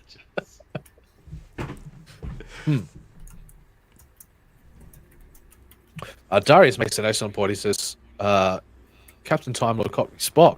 Maybe there's already an algorithm to tell us where she wants to go for dinner. At least it'd be like easier then.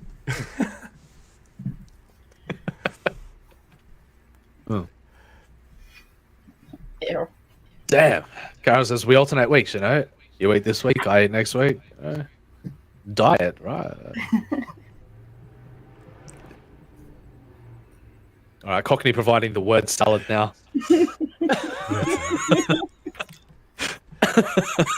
don't make friends with word salad. I don't know about that. Not a while. You're not thinking hard enough, Manticore. Yeah, probably not. All right, cool. That's what she said. That's what I'll say. All right, so.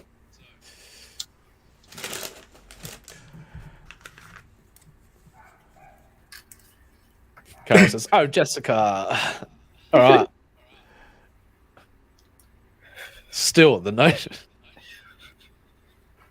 I can sense people being very naughty right now. Focus. Oh, Pull the reins in. you gotta have a bit of fun once in a while, Prime. Live a little, you know. He misses Oh, I do living. live every day. So serious.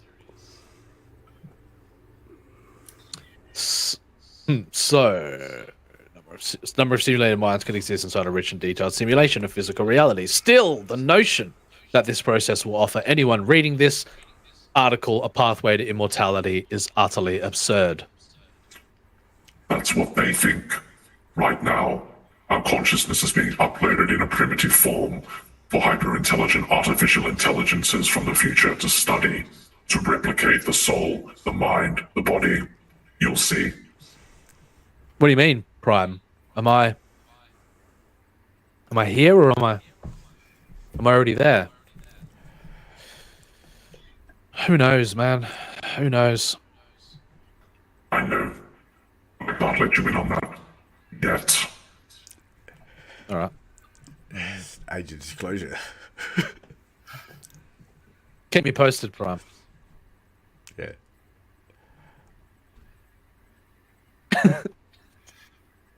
Sorry, says gig.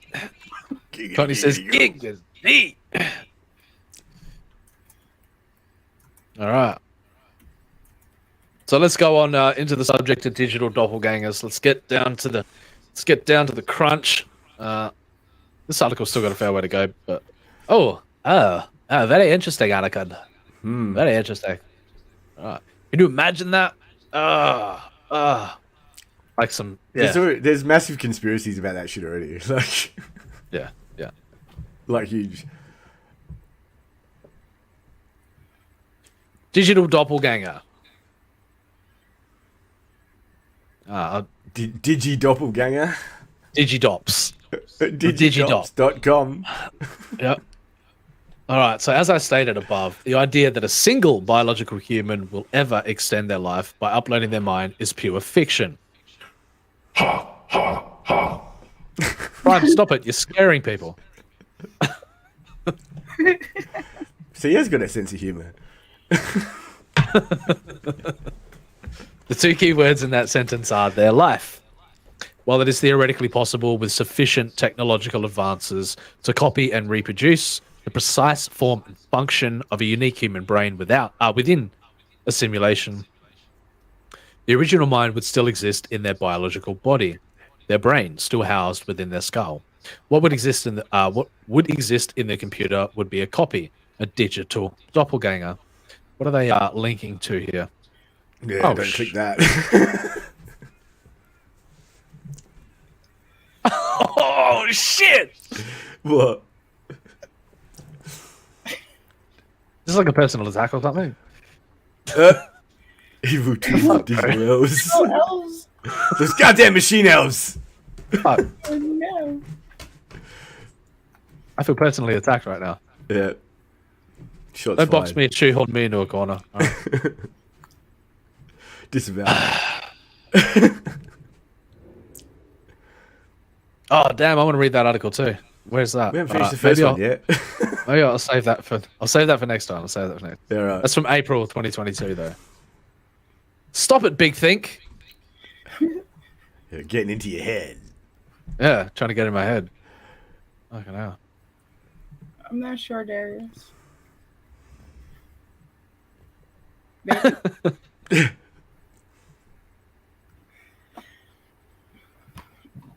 Yes. Some sci-fi stories do use duplicating consciousness and transferring consciousness synonymously.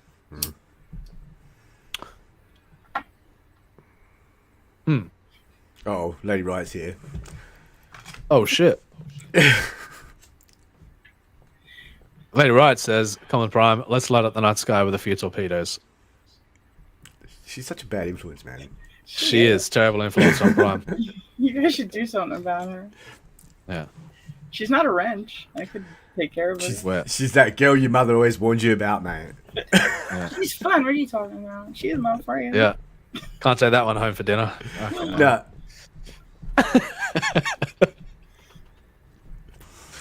Carol says, "Is he talking about hanging out by proxy?" Yeah.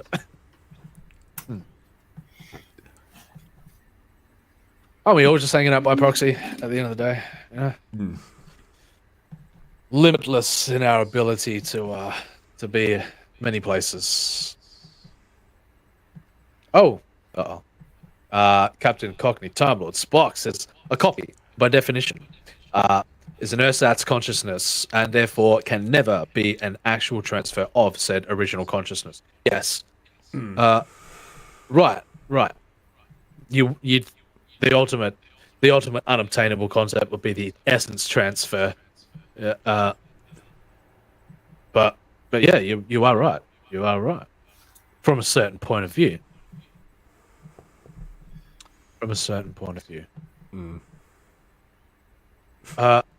Lady Wright says, "Well, I never." Yeah, I'm Hurt watching. her feelings. Oh, Don't listen to him. He's only joking.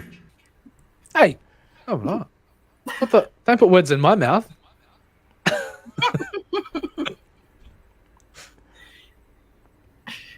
He's still on a high from Milton yesterday. Sorry, that hurt my head. Inflated his ego. Oh God! All right. Wait. What? You talking to me? No, I was talking to Prime. Oh, okay.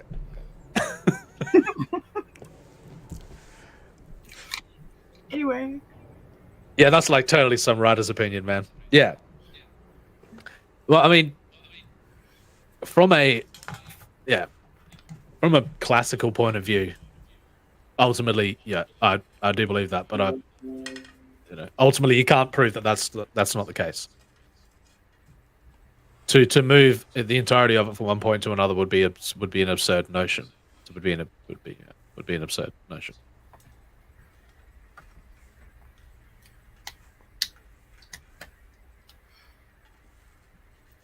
Because when Darius used to stream, his channel was called Hangout by Proxy. Yeah, I knew that. But Darius doesn't stream anymore. The hell, Darius? What are you doing, Darius? He's more than welcome to come and speak absurdities with us on the channel. He is an architect in the Discord. He has full access to the link. He has the means. He has the means. He has the technology. He has. Yes.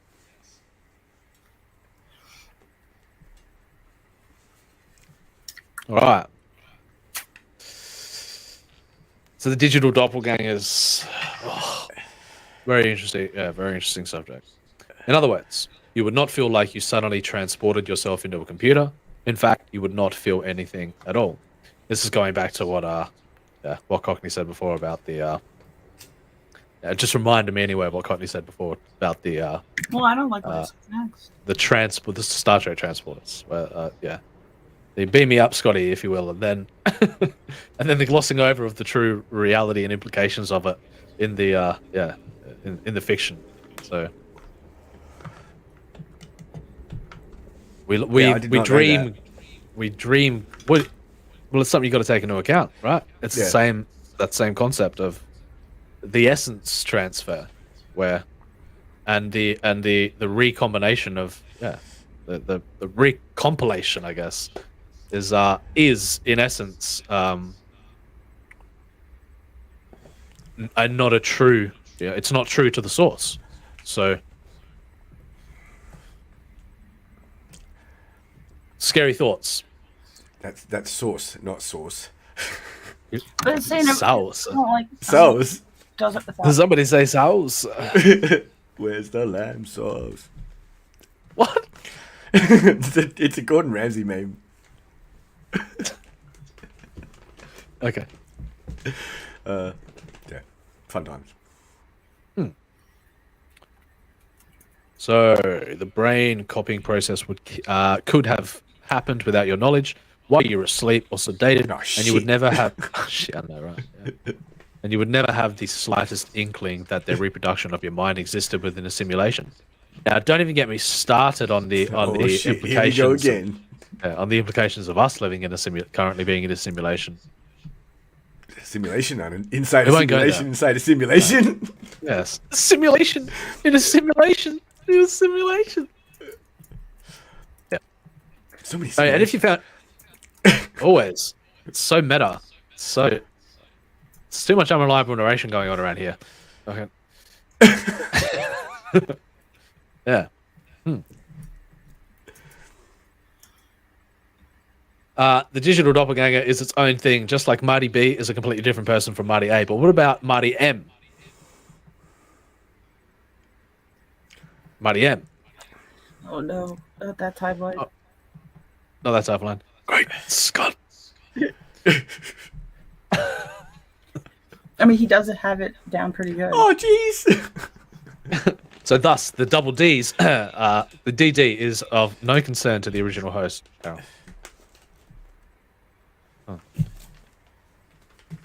Lady Riot then chimes in and says, Carol was talking. She tried to say she doesn't like the idea of it uploading without your knowledge. Yes, consent is and especially, but it's just like those damn terms and agreements. Consent against will. Like, yeah, the trickery of the ability for them to, like, it's the same situation with them taking your data and you not being aware how important and how valuable and how what implications it has to, you know, what they're utilizing it for.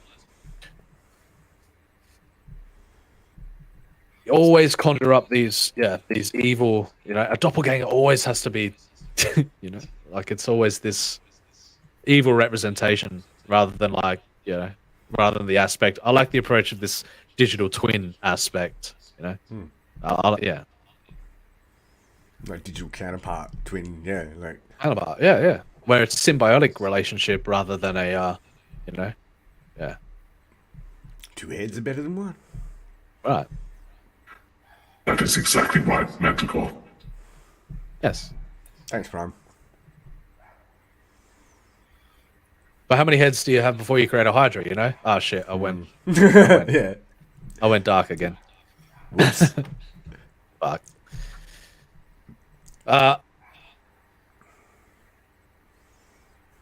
Slightest inkling that a reproduction of your mind existed within a simulation. And if you found yourself crossing a busy street with a car racing towards you, you would jump out of the way because you would not be immortal. Okay, where are they going with this? But what about that version of you within a simulation? Well, was there a simulated car? Is there the concept of simulated death? Is there the concept simulation aware that he's a simulation, or like... Right? Don't get me started. Getting too meta on me.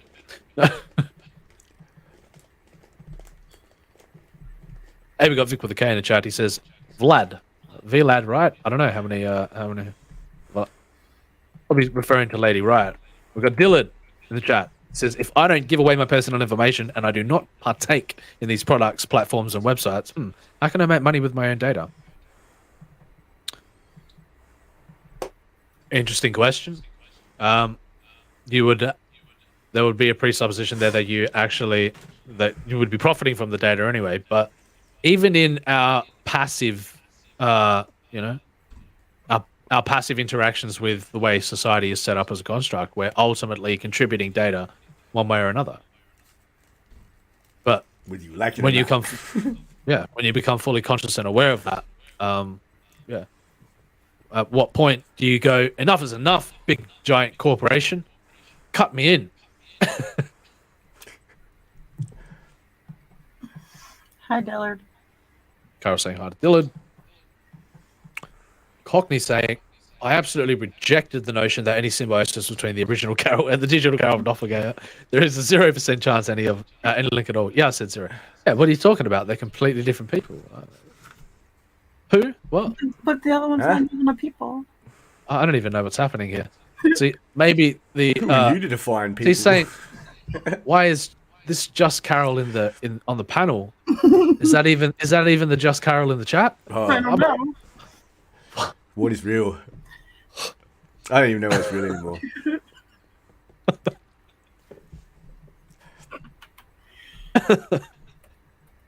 You could think of it as a digital clone or identical twin.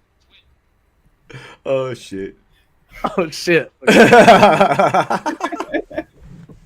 It's getting timey-wimey in here.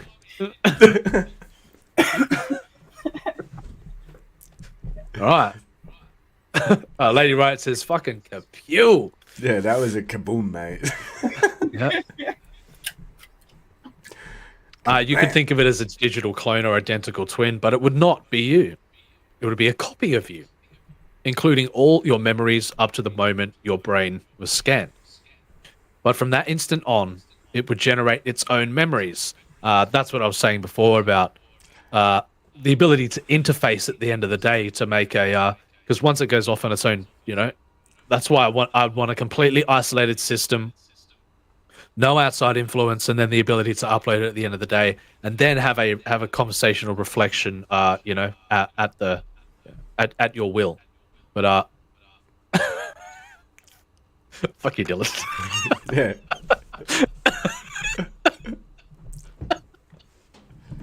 Oh my god, this smirk guy just keeps going on and on and on. All right. Or maybe it interact, with the physical world through robotic interface. That's what I'd want to see. At the time, the biological you would be generating new memories and having new experiences. Yeah, it's cool concept in itself. Just like it's once it separates from you, it's its own individual. Yeah. Until you interface with it at the end of the day, and then yeah. So you'd have to have a complex simulation, down to the molecular level and beyond of the mind, of that mind, and then the ability to interface with it. And and what would you do? Would you want to have a base structure of just a base copy of it, and then allow it to go on its own down its own path? It's like a video game when you different save files and you explore different avenues. What's saying that our consciousness isn't geared like that in the first place? That every single, at every single Planck level movement of reality, that the simulation is, this version of you, there are other versions of you careering off in other directions. What if that's the base level? Yeah, I guess. Yeah, it's possible. Yes, it is. Yes, it is.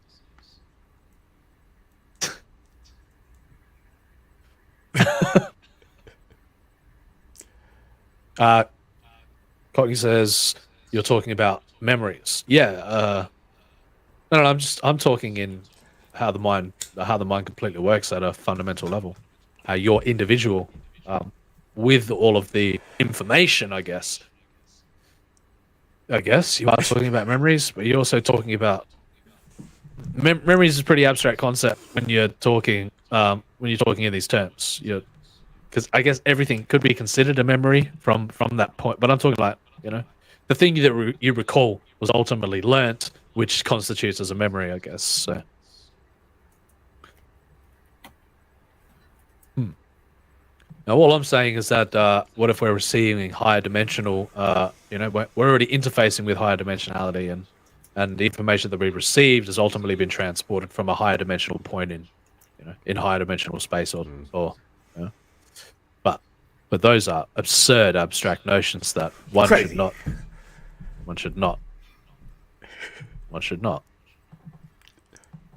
The day after what is this, Lady Riot? Can you translate what Lady Riot's saying there, Carol? I think she was tell us what your friend's on about. She was talking to Dillard, I think. He asked when the stream ends, and she says the day after what? The end of it? Yeah. That's what I'm guessing. I'm not sure. What if the world ended yesterday? Well, then the day after tomorrow. Should I just end the stream? End stream. I guess so. That's it. End the stream. Sorry, guys. Captain Time Lord Spot Cockney says Marty A doesn't know how to drive Marty B's. Yeah, it's a big black 4x4. Well, you better learn quick. Is there something more profound in the idea of why did Jennifer A become Jennifer B?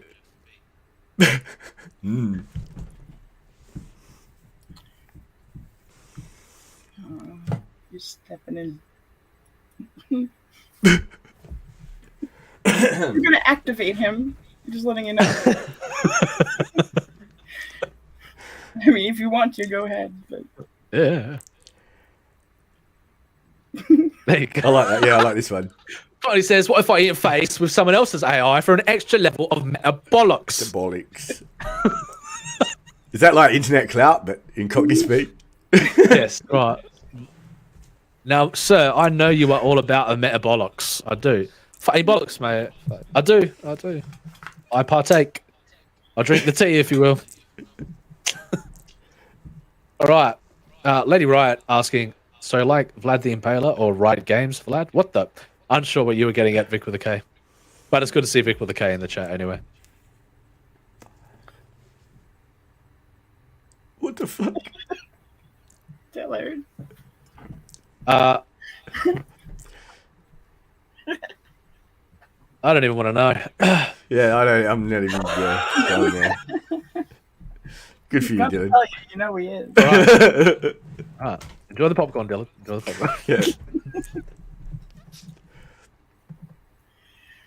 Oh, damn.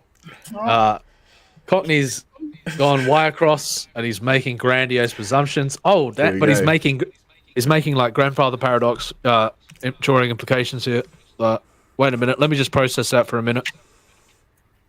Yeah, there's a lot to unpack there. Yeah. Cockney says Marty A is fucking Gen B. Oh, like, what do you mean? Like, wait. I thought you meant that he was. Anyway, okay. I thought you meant that he was her, and that that there was like a, you know, not literally. I thought you meant in an abstract context, like, you know, they were all one another. But anyway, that is what's so fucked up about Back to the Future. Yeah. Hey, we got Milton in the house. Here we go. What's up, Milton? Good to see you. Insane Witch King himself. Milton. We've started talking about. I feel some unreliable narration coming our way.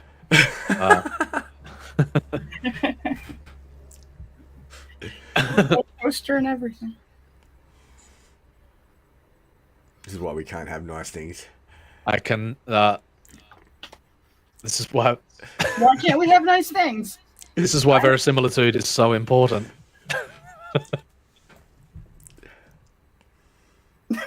Oh, damn. Unfortunately, there's a wait for the book. There's a prerequisite to getting on the show, Cockney. It's joining the Discord and then making your way up to Architect. Yeah, it's like getting blooded on the Brown channel. You know? It's like, you know, you last long enough and yeah. Hello, Raquel. And you're more than welcome to join the show. All right, Raquel, what's up? Whatever. We got Milton. Here we go. The madness is upon us. We are 2 hours in and we haven't even completed this first article yet, but I enjoy hanging out with you a lot and chatting about this insanity, if you will. Let's have a look here. May I read it, Smirk? Yeah, sure. If you want, man. Okay. Elizabeth asked me if I want spike studs on the new panel she made me. Or rounded ones, so I'm just trying to stay awake at the moment. Because that was a pretty exciting question. Okay, thank you for that, Milton. All right. Chat's getting chaotic. I've got to get back to the article for a second, but mingle amongst yourselves, enjoy yourselves. All right.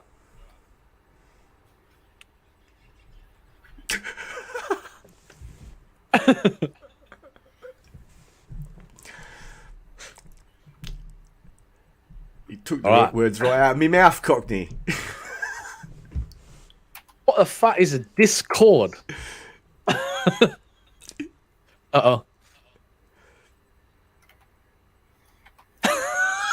Oh, damn it. The chat is about to go completely off the rails, Smirk. I hope you're prepared for this. I am. All right. At the same time, the biological you would be generating new memories and having new experiences. In other words, it would only be identical for an instant. That's the pitfall of it. Like I said, until you have a bridge created at the end of the day that allows you to interface, and then you and the copy would both diverge in different directions. Your skills would diverge. your knowledge would diverge, your personalities would diverge, and after a few years, there would be substantial differences. Now, that's some butterfly effect shit right there. If you take that up to the abstract, if you what's the word I'm looking for? Extrapolate that concept to the concept of reality. So your copy might become deeply religious while you are agnostic. You may develop a taste for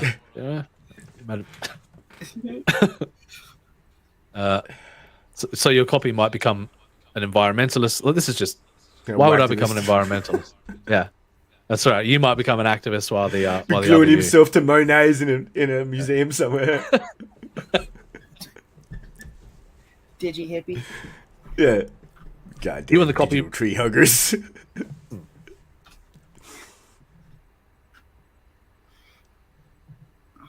You and the copy would retain similar personalities, but you would be different people. So you're saying that I would join the dark side while the other side of me joins the light side. Clone Wars. Now here we go. Here's a hypothetical dystopian future. I'm going to get a cigarette prepared for this one. Here we go.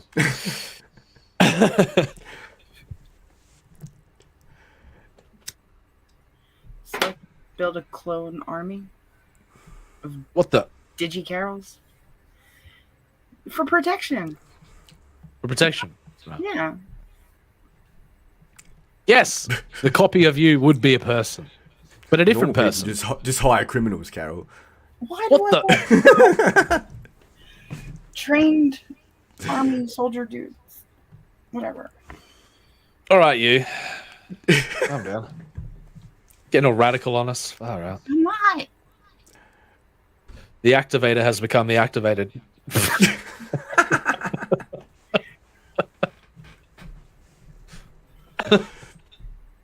All right. Milton asks, how is everybody today? How are you doing, y'all? Fantastic, Milton. Cool.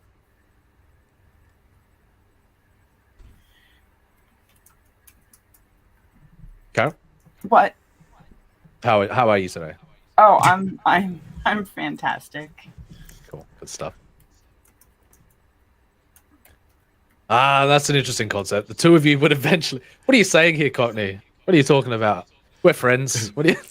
No, Cockney says the two of you will eventually become diametrically opposed mortal enemies, each dedicated to utterly annihilating their opposite number. Damn.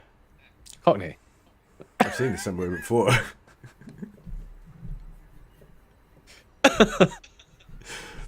So. Oh, for God's sake, Vic.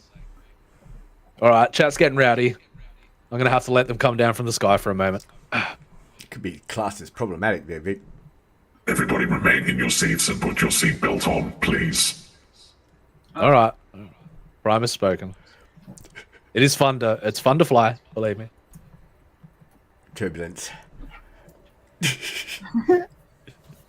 Smoke, I'm detecting an asteroid field ahead.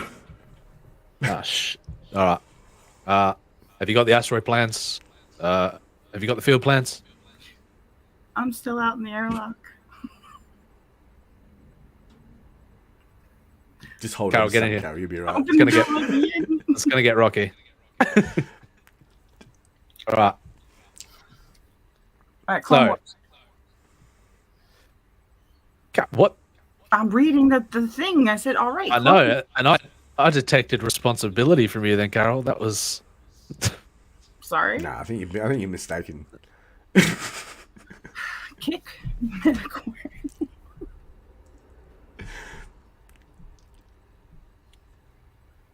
Dylan making asking a genuine question there. Usually we do go to the 4-hour mark, but because business calls, yeah, we'll wrap it up a little bit earlier today.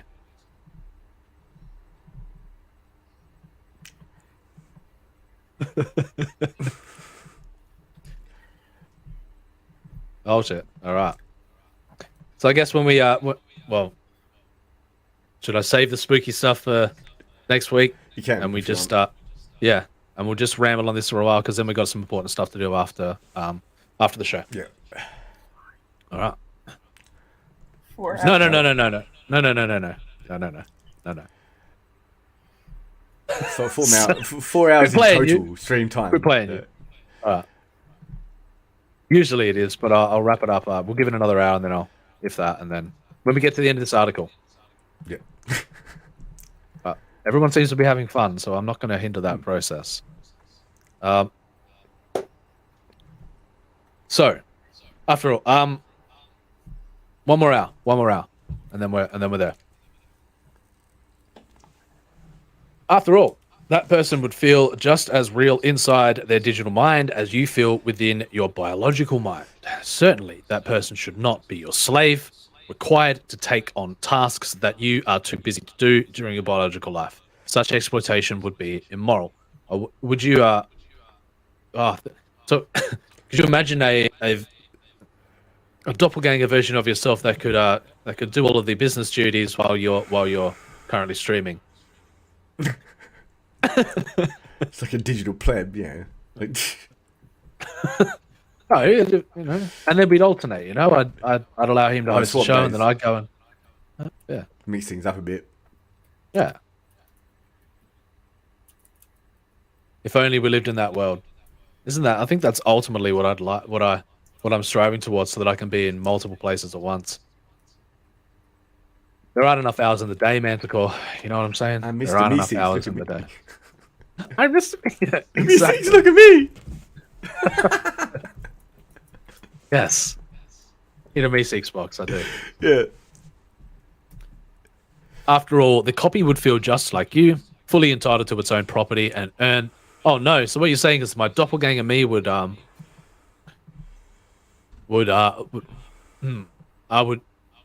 they would, for all intents and purposes, legally be me. So they would own your assets. They would own. He better behave himself then. Yeah, that's right. Don't anything too crazy, doppelganger me.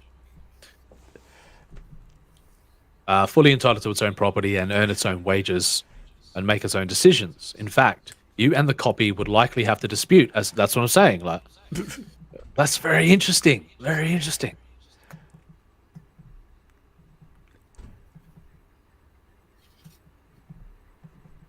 Would you be okay not only dividing yourself down the middle, but dividing everything you own down the middle? I don't sign up for this. Yeah, mine. No. I want half. Well, but then your doppelganger is a slave.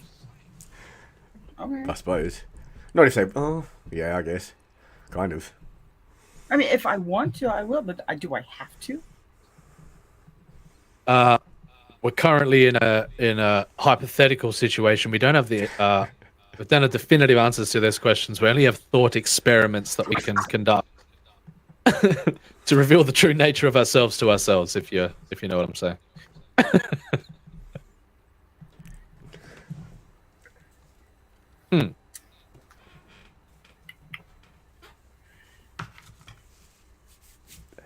There you go. All right. So let's check the chat. Chat's rolling.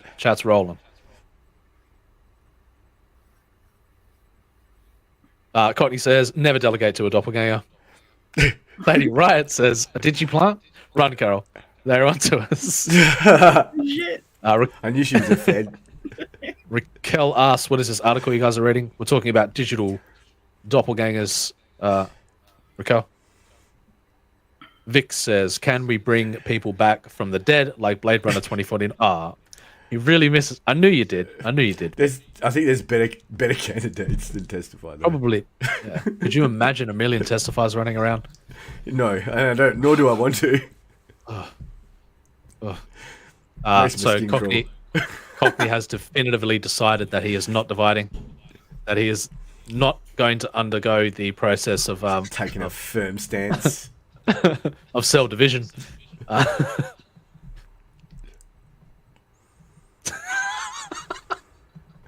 What the fuck, Vic? All right.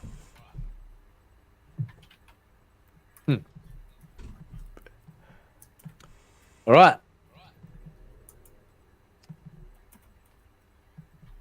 You fully believe. So if I made a copy of myself, it would wake up and fully believe it was Louis Barry Rosenberg, apparently. A lifelong technologist.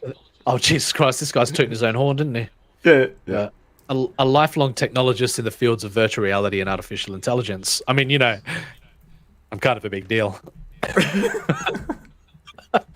Pull the other one, play Sings and Bells. If it was able to interact with the real world through digital or robotic means, it would believe it had every right to use the name Louis Barry Rosenberg in the physical world, and it certainly would not feel subservient to the biological version. I've seen many thought experiments covering that exact subject. Many science fiction takes on that idea, like The Fifth Day,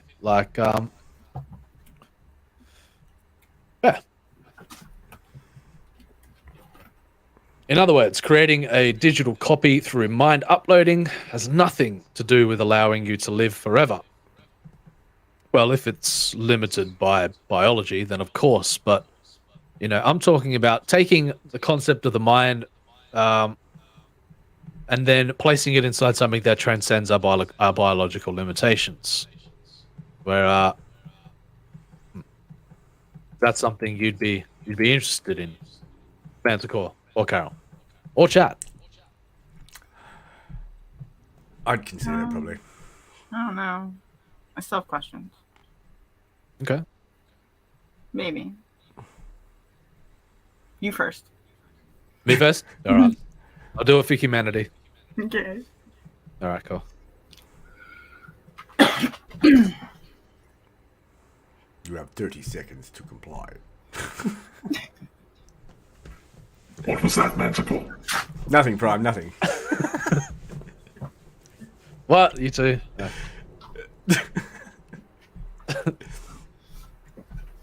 Milton says 1 million testifiers running around. Don't be absurd. They would be rolling around in their wheelchairs. It would be adorable. Milton! I worry about you sometimes. Lady Riot says, I got chills. They're multiplying. I think Lady Riot's losing control. I think there's some trollery going around in the some Tom trollery. You're duplicating the Carol Insha. You ain't slicing and splicing the original. Cockney's come out and defended Lady Riot. Lady Riot is getting digi chills. Vic! Vic! Stop! Oh shit. That was a good one. Ooh. In trouble. Ooh.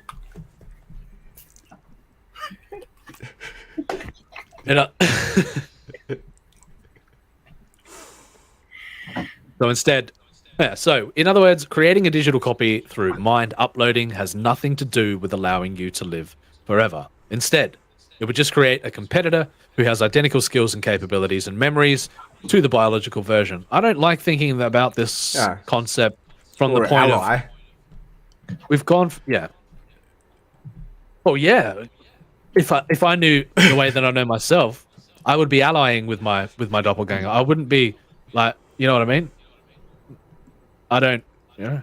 And to talk about it from the perspective of biology, from a biological replication of the self, as opposed to the simulation of the self, which can ultimately be implanted in a far superior form factor. That's something else entirely. If you're like there, could remember to hit the like button. I'd highly appreciate that. And if you want to join the Discord, come on in and bring this madness chat into the Discord. This is what we want. This is what we want to see. Links in the description. Check it out. Boom, boom.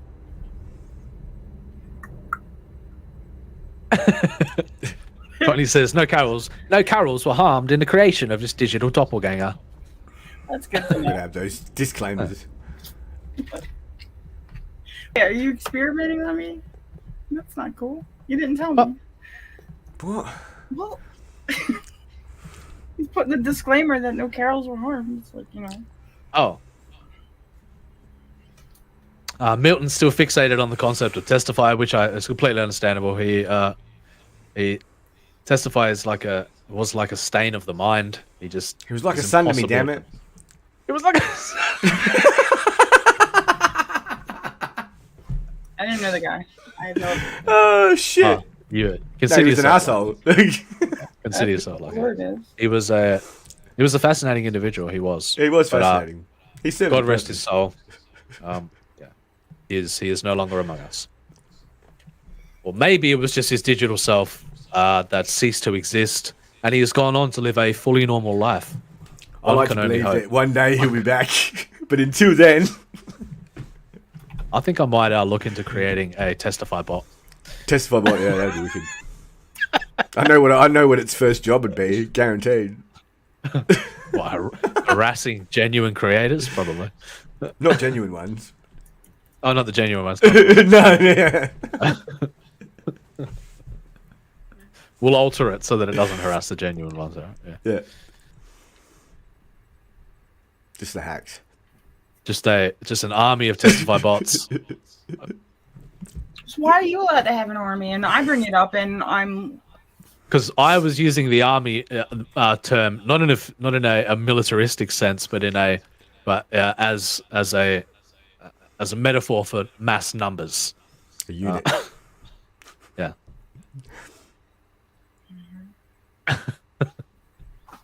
Fine. It's not a competition, Milton. Cockney is having a. It's very interesting to self-analyze in this perspective, where you're like, what would I do if I was, if I had the opportunity to interact with me, and it's very interesting to see how the internalized logic of people who have already waged war upon themselves. Self-deletion, but in the literal sense. Courtney says, "I'll wipe out that DD sumbitch before he got the same idea about me." Damn. Courtney's like, there can only be one. Yeah, there can only be one. Yeah.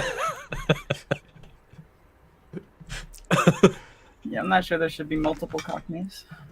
Now, I would. I know that I would collaborate with myself and I know that other version of me would have the motivation to collaborate with myself. So, yeah. If you think about it like that, yeah, it's very fascinating to challenge yourself with your own internal logic and then see the reflection of yourself and go, wait a minute, if I think that, then that other version would think that, yeah. Logic is as a man of logic, Captain Time Lord Spock, I thought you would come to these conclusions.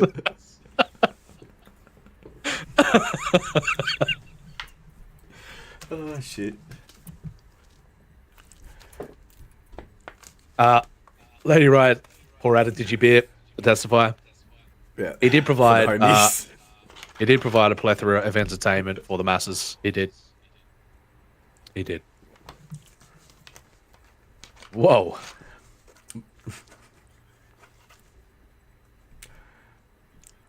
Milton says, believe it or not, there are shows on YouTube where I am worse than Testify. But that's the... Testify was like a virus, Maybe you got infected, Milton. Yeah, he was the Testify virus. I don't mean like in a, you know what I mean, but yeah. Are we calling Milton a virus? No, I'm not calling Milton a virus. I'm saying that he's been infected with the Testify virus. By virus. Come back. Come back. Copy says, like if fast, you did treatment, Milton. Oh shit! You lot are gold. I love it. All right.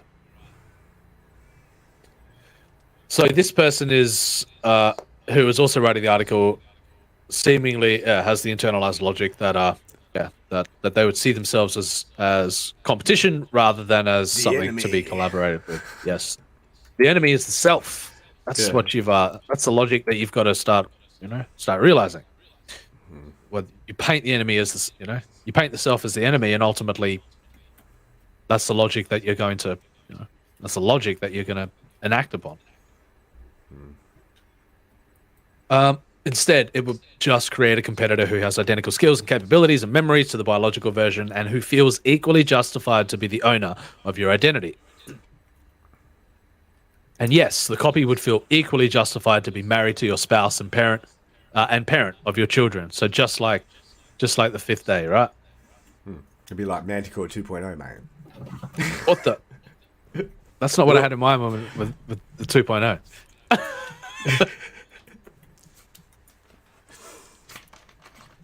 Interesting. Look, it's totally interesting conversation to talk about. The death of the death of the former self in order to arise to a greater understanding, a more harmonious logic of the self.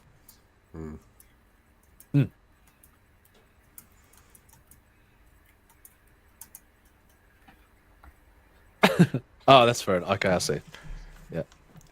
Raquel says, seeing many cookies running around. Yes, please. Carol says, no, Raquel. Just Carol. Yeah. Cookies are non-existent. So I understand, Milton. Testify had a vendetta against everybody. Yeah. But when you flipped his own narrative onto him, he I think it came from how he felt about himself, to be honest. You think? Usually our actions do. Usually our actions do. Wait a minute. Lady writes, Lady Wright, you have saddened the audience, making these definitive statements about Carol. But I'm sure Carol has made up her mind as well. If not, then I guess the cookies will flow. Lady Wright says you all. Lady Wright says you all need to accept the fact that there are no more cookies. It was fun for Carol for a bit, but it was time for her to move on. Oh. Yep. Not me, it was you. You can either come with me or stay in the past. It's up to you, but there are no more cookies. Oh. Sorry. No baked goods whatsoever. Captain Time Lord Spock setting himself up to be our digital doppelganger. Just kidding. He says my forthcoming comic does have a parallel universe, so 3 guesses who the protagonist antagonist is. My anyway, we'll talk about. I know we're going to talk about fiction one day. You know.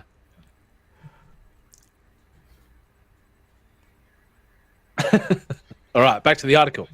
How long we got? We got another 45 for the show. And then I got to go do some business, y'all. Got to go get Artifice Re-Animate fully on track. But it's back on. We'll make an announcement tonight on the Indiegogo that everything is back on track, and looking forward to the prosperous outcome. For all involved on finally back on track. Feels good to be moving it. Yes.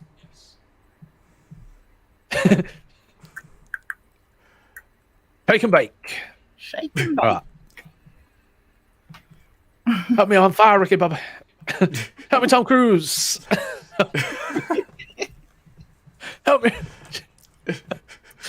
All right, and they would react exactly the way you would react if you woke up one day and you were told, sorry, but all those memories of your life aren't really yours, but copies. So your spouse is not really your spouse, your kids are not really your kids, and your job is not really your job. How would you react to that? But you'd both be in the position where you'd be like, well, why can't I compromise in this situation with myself? Yeah. I'd be like, if I could have a doppelganger which provided as much productivity in life as I strive to achieve, I mean, ultimately we'd make a fantastic team.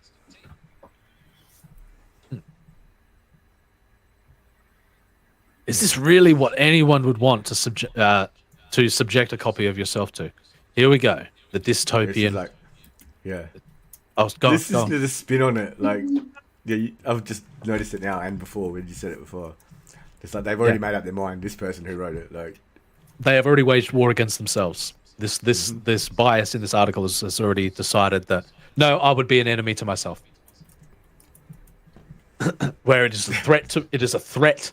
It is going to take everything from me. It is ownership of I'm like, yeah. But And then they ultimately arrive at the dystopian outlook on where everything. else can you go? Like, Yeah. from there. Because any notion of thinking about things from a utopic point of view would be subject to the traditional utopian ideals, where it is unobtainable, where where it would just be an illogical fallacy. It would be a fantasy, an unobtainable fantasy to maintain. We'd probably tear it down. Like, and inclined human nature would ultimately, it would. Mm-hmm. But that's what we believe about ourselves, is that we've been trained to believe that way. That is it implicit in human nature that we ultimately manifest that, where everything is perfect, and then we seek to sabotage our ultimate ideals of perfection? there's probably a middle ground. There's always a middle ground somewhere. Yes, there's a nice grey area in there somewhere.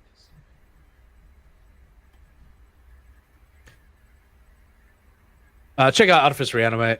A dystopian future. Back in 2008, I wrote a graphic novel called Upgrade that explores the absurdity of mind uploading.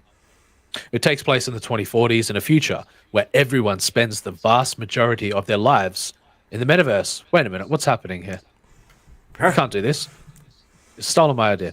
Logging in the moment. Yeah, everybody's read Ready Player One, right? But yeah. No. Shit. I haven't read it. I watched. Seen the movie though, right? Nope. Carol, where do you live? Under a rock? In the real world, apparently. Apparently. Yeah. Sorry. I haven't seen. I just saw Blade Runner. I was like, I haven't seen that. There's some meta and some meta and some meta now. Cockney, my brother. Yeah. Would anybody else care to keep reading for the moment while I quickly duck off to the rest room? I can do it. I suppose. I reckon that's big enough for me to read it. I just have to get No close. worries. I shall be right back. Where are you up to? I'll bring it up. So Yeah. No, I see it. Cool. Yeah. Logging in the moment they wake up and logging out the moment they go to sleep. Coincidentally, the fictional reason why society went in this direction was a global pandemic that drove people inside.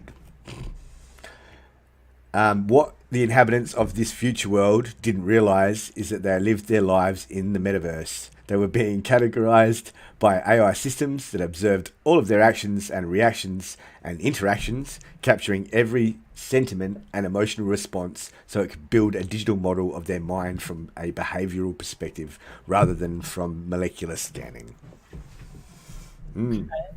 Interesting idea, isn't it?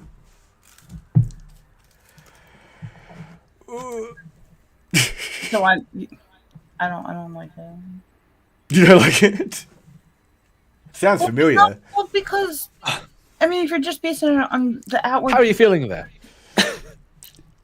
my behavior Sorry, might Carol. not match. Yeah, I just had some deja vu, Smirk. It's all right. Just had some I just flew too high.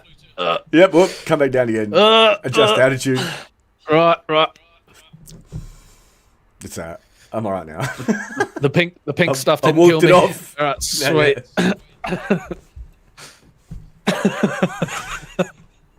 Yeah.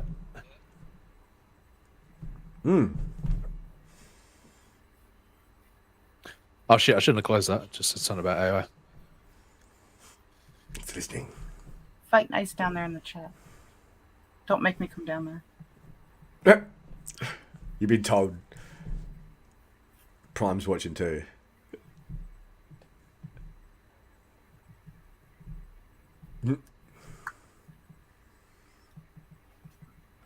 Yeah, interesting. In it.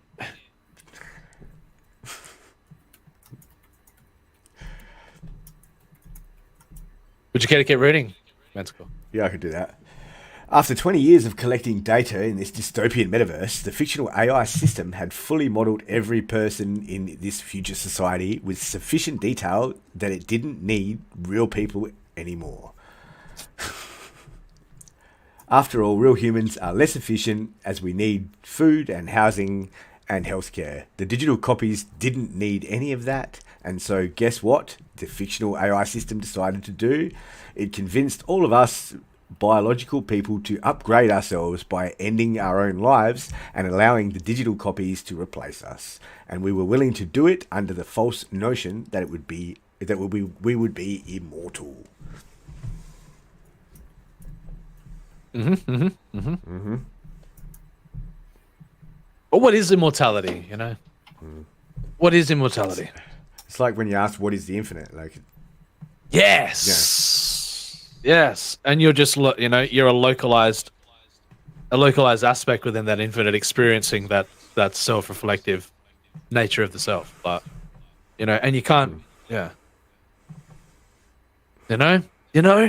weird Scott. too. It's a subjective experience as well. So it's like, yeah. Well, it's madness. It's madness. Well, mad here. To see the reflection of the all, to experience the reflection of the infinite.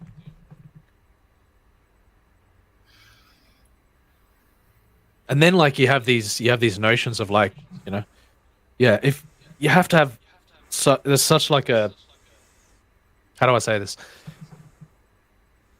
To try and claim ownership over the infinite, it teaches you a lot about yourself. It teaches you a lot about yourself when you see the reflections. When you see, you have very strange experiences, very reflective notions of the self come to the forefront.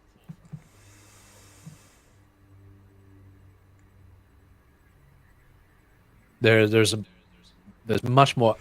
The infinite is so much more abstract than just the simple notion of immortality.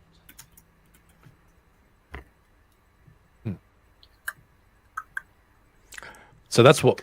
Go on. No, I wasn't going to say anything. I was just going to say that they're fighting in the chat. Oh. I handled them. You handled them. Everyone, please calm down.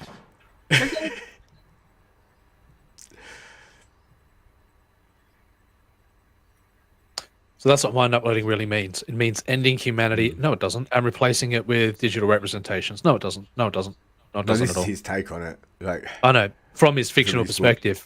Yeah. From his, But it's probably how he sees it too. He says, I wrote Upgrade 14 years ago because I genuinely believed we humans might be foolish enough to head in that direction, ending our biological existence in favor of a purely digital one.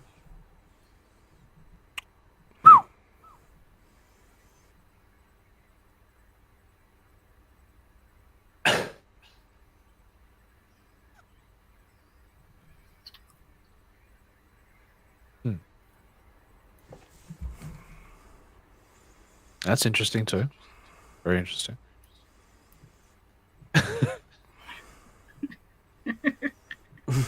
Mine won't.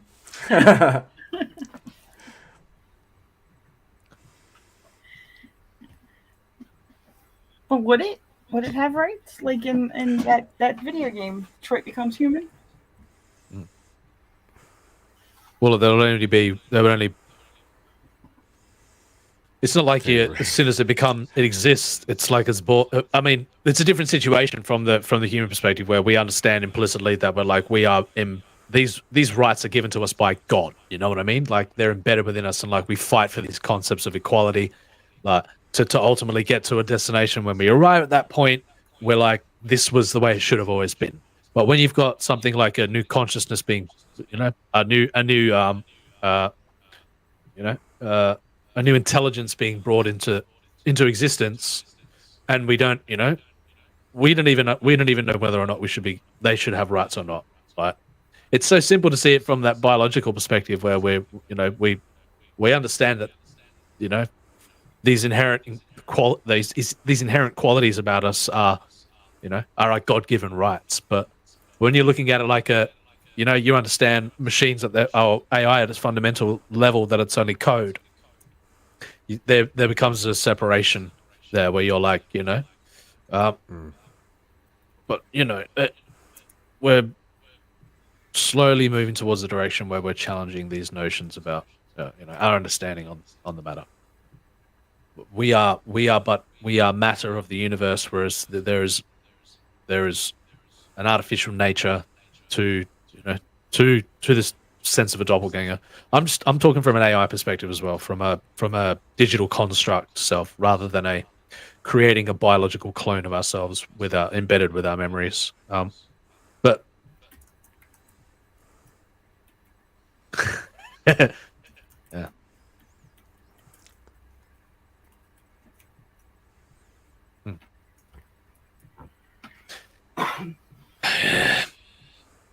It's fun to think about. Yo, dig some Philip K. Dick. What? What? No, you heard the last part. That's all you heard. That's all you heard. I'll blame Carol. Yep. Hashtag blame Carol. You guys suck. Oh, I didn't mean it.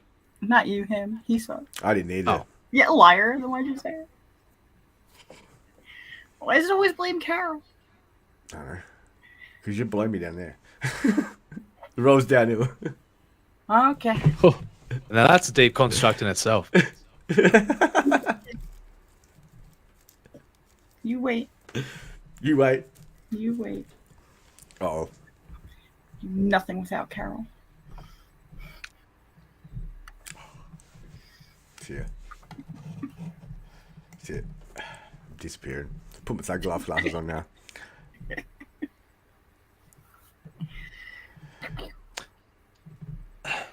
So anyway, the electric sheep argument, but yeah, Blade Runner. See, it's brilliant. It's a timeless piece. It explored things, explored ideas that we weren't even ready to understand, and so did the author of it. So did science fiction. You know, men who conceived these ideas millennia in the past, like Jules Verne and shit. Like all of the classics, all of the greats who were paving the way for us to to when we finally arrived at this point to have a blueprint or an understanding. Yeah. But then going back even further with the ancient philosophers too. Sorry. My headset just powered off. Oh no.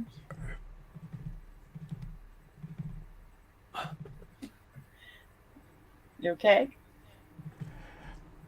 Apologies.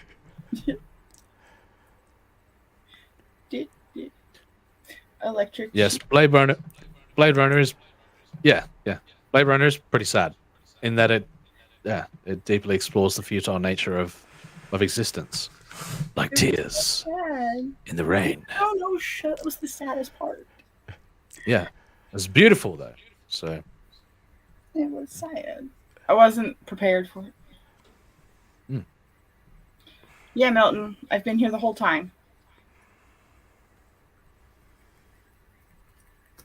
Are we all just programmed biological machines? Probably. It's a good movie, Raquel. I didn't know that there's going to be sad parts. Dystopias are generally depressing, but there's a reason why I haven't watched it. You should watch it. It is good. I know I'd like it, but there's. Now you know that there's going to be a sad bit, and it won't hurt. No, there's melancholy. There's melancholy about it, but it's yeah. But it's a great idea. It's a great concept. I've seen bits of it, especially the deeper philosophical underlying like the deepest philosophical subtext of Blade Runner is like. I never would have watched it if Captain Time Lord Spockby didn't go off on it for as much as he did to actually get to the point where he got put on Dillard's chart. But yeah, so if it wasn't for him, I never would have watched the movie. Sorry, Courtney, it happens to the best of us. Well, no, he got taken down. See, I told you this system's corrupt, mate. But no, I never would have seen the movie if it wasn't for Cockney and his replicant thing. So, but he didn't warn me that it was sad. But yeah, you should watch the movie. It's good. Yeah, it is. It is. Yeah, I'll check it out. I probably will now. Yeah, right. The emotional Turing test, if you will. It means you're not a sociopath. Thank the gods.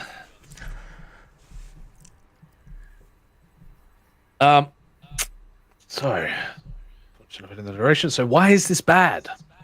If you think big tech has too much power now, having the ability to track what you do and moderate the information you access.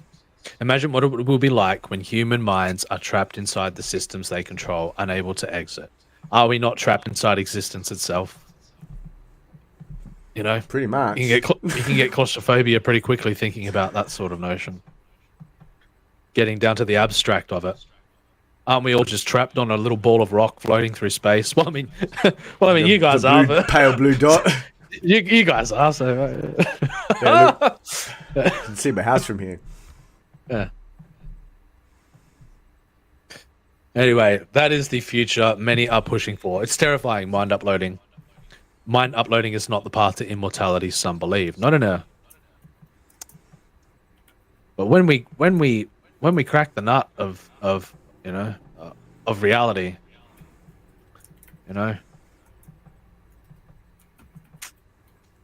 when we understand how it all works, when we understand what it all means, yeah.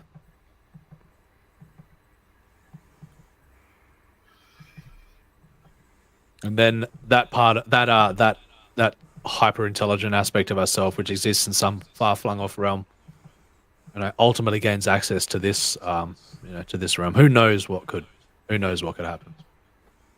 Time will tell, Smoke. Time will tell. That's right. It'll tell all. It'll tell all. All right. 2.5 hours. We got a business meeting to attend to today. Aww. I know. Well, I cannot be held responsible for whatever happens after the show is over. For my behavior, where I go after. Is that a threat, Carol? No, it's not a threat. I got all this pent up energy. It's got to go somewhere. Got that built up charge. Got to fucking release. Got to go somewhere. Pour that stuff into fiction. Let me tell you, you'd be surprised. Well, just copy and paste my chats, and then we'll put it all together. Well, we're chronicling our existences within the greater landscape of YouTube here. Yeah.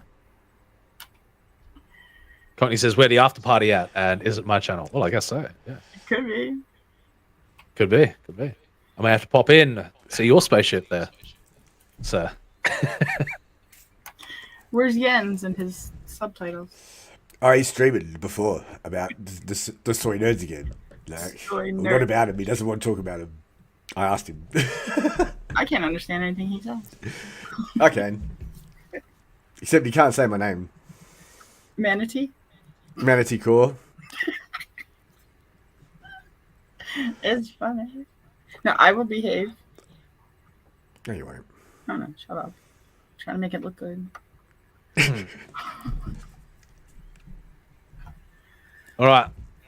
So I'll call it for the day. It's only been 2.5 hours. Like I said, we've got some important stuff to take care of. So it's got to be the priority. Yes, Hey? What? I said yes. Yes. Important, exciting. Absolutely. Exciting day. It says, fucking. Boy, no, kid. For fuck's sakes. Yeah, if like I said, check out Artifice Re-Animate. Link is in the description below. If you want to join the Discord, we're getting something gradually, slowly but surely working over in that realm. I've got the Kifai stuff, integrated into that. Yeah, we're always having I'm always having a blast somewhere. So more to come on that front. Plenty more in the future from us. We'll keep remaining consistent. We'll keep doing what we do, and yeah, we'll thank you guys for joining me on the panel as well. Appreciate you. No worries. You know this. Appreciate everyone in the chat. No matter how rowdy and crazy everybody gets, but I love it. I love it. Yeah, I'll see you guys next week. How the chat. Peace Have out. fun storming the castle. Peace out, y'all.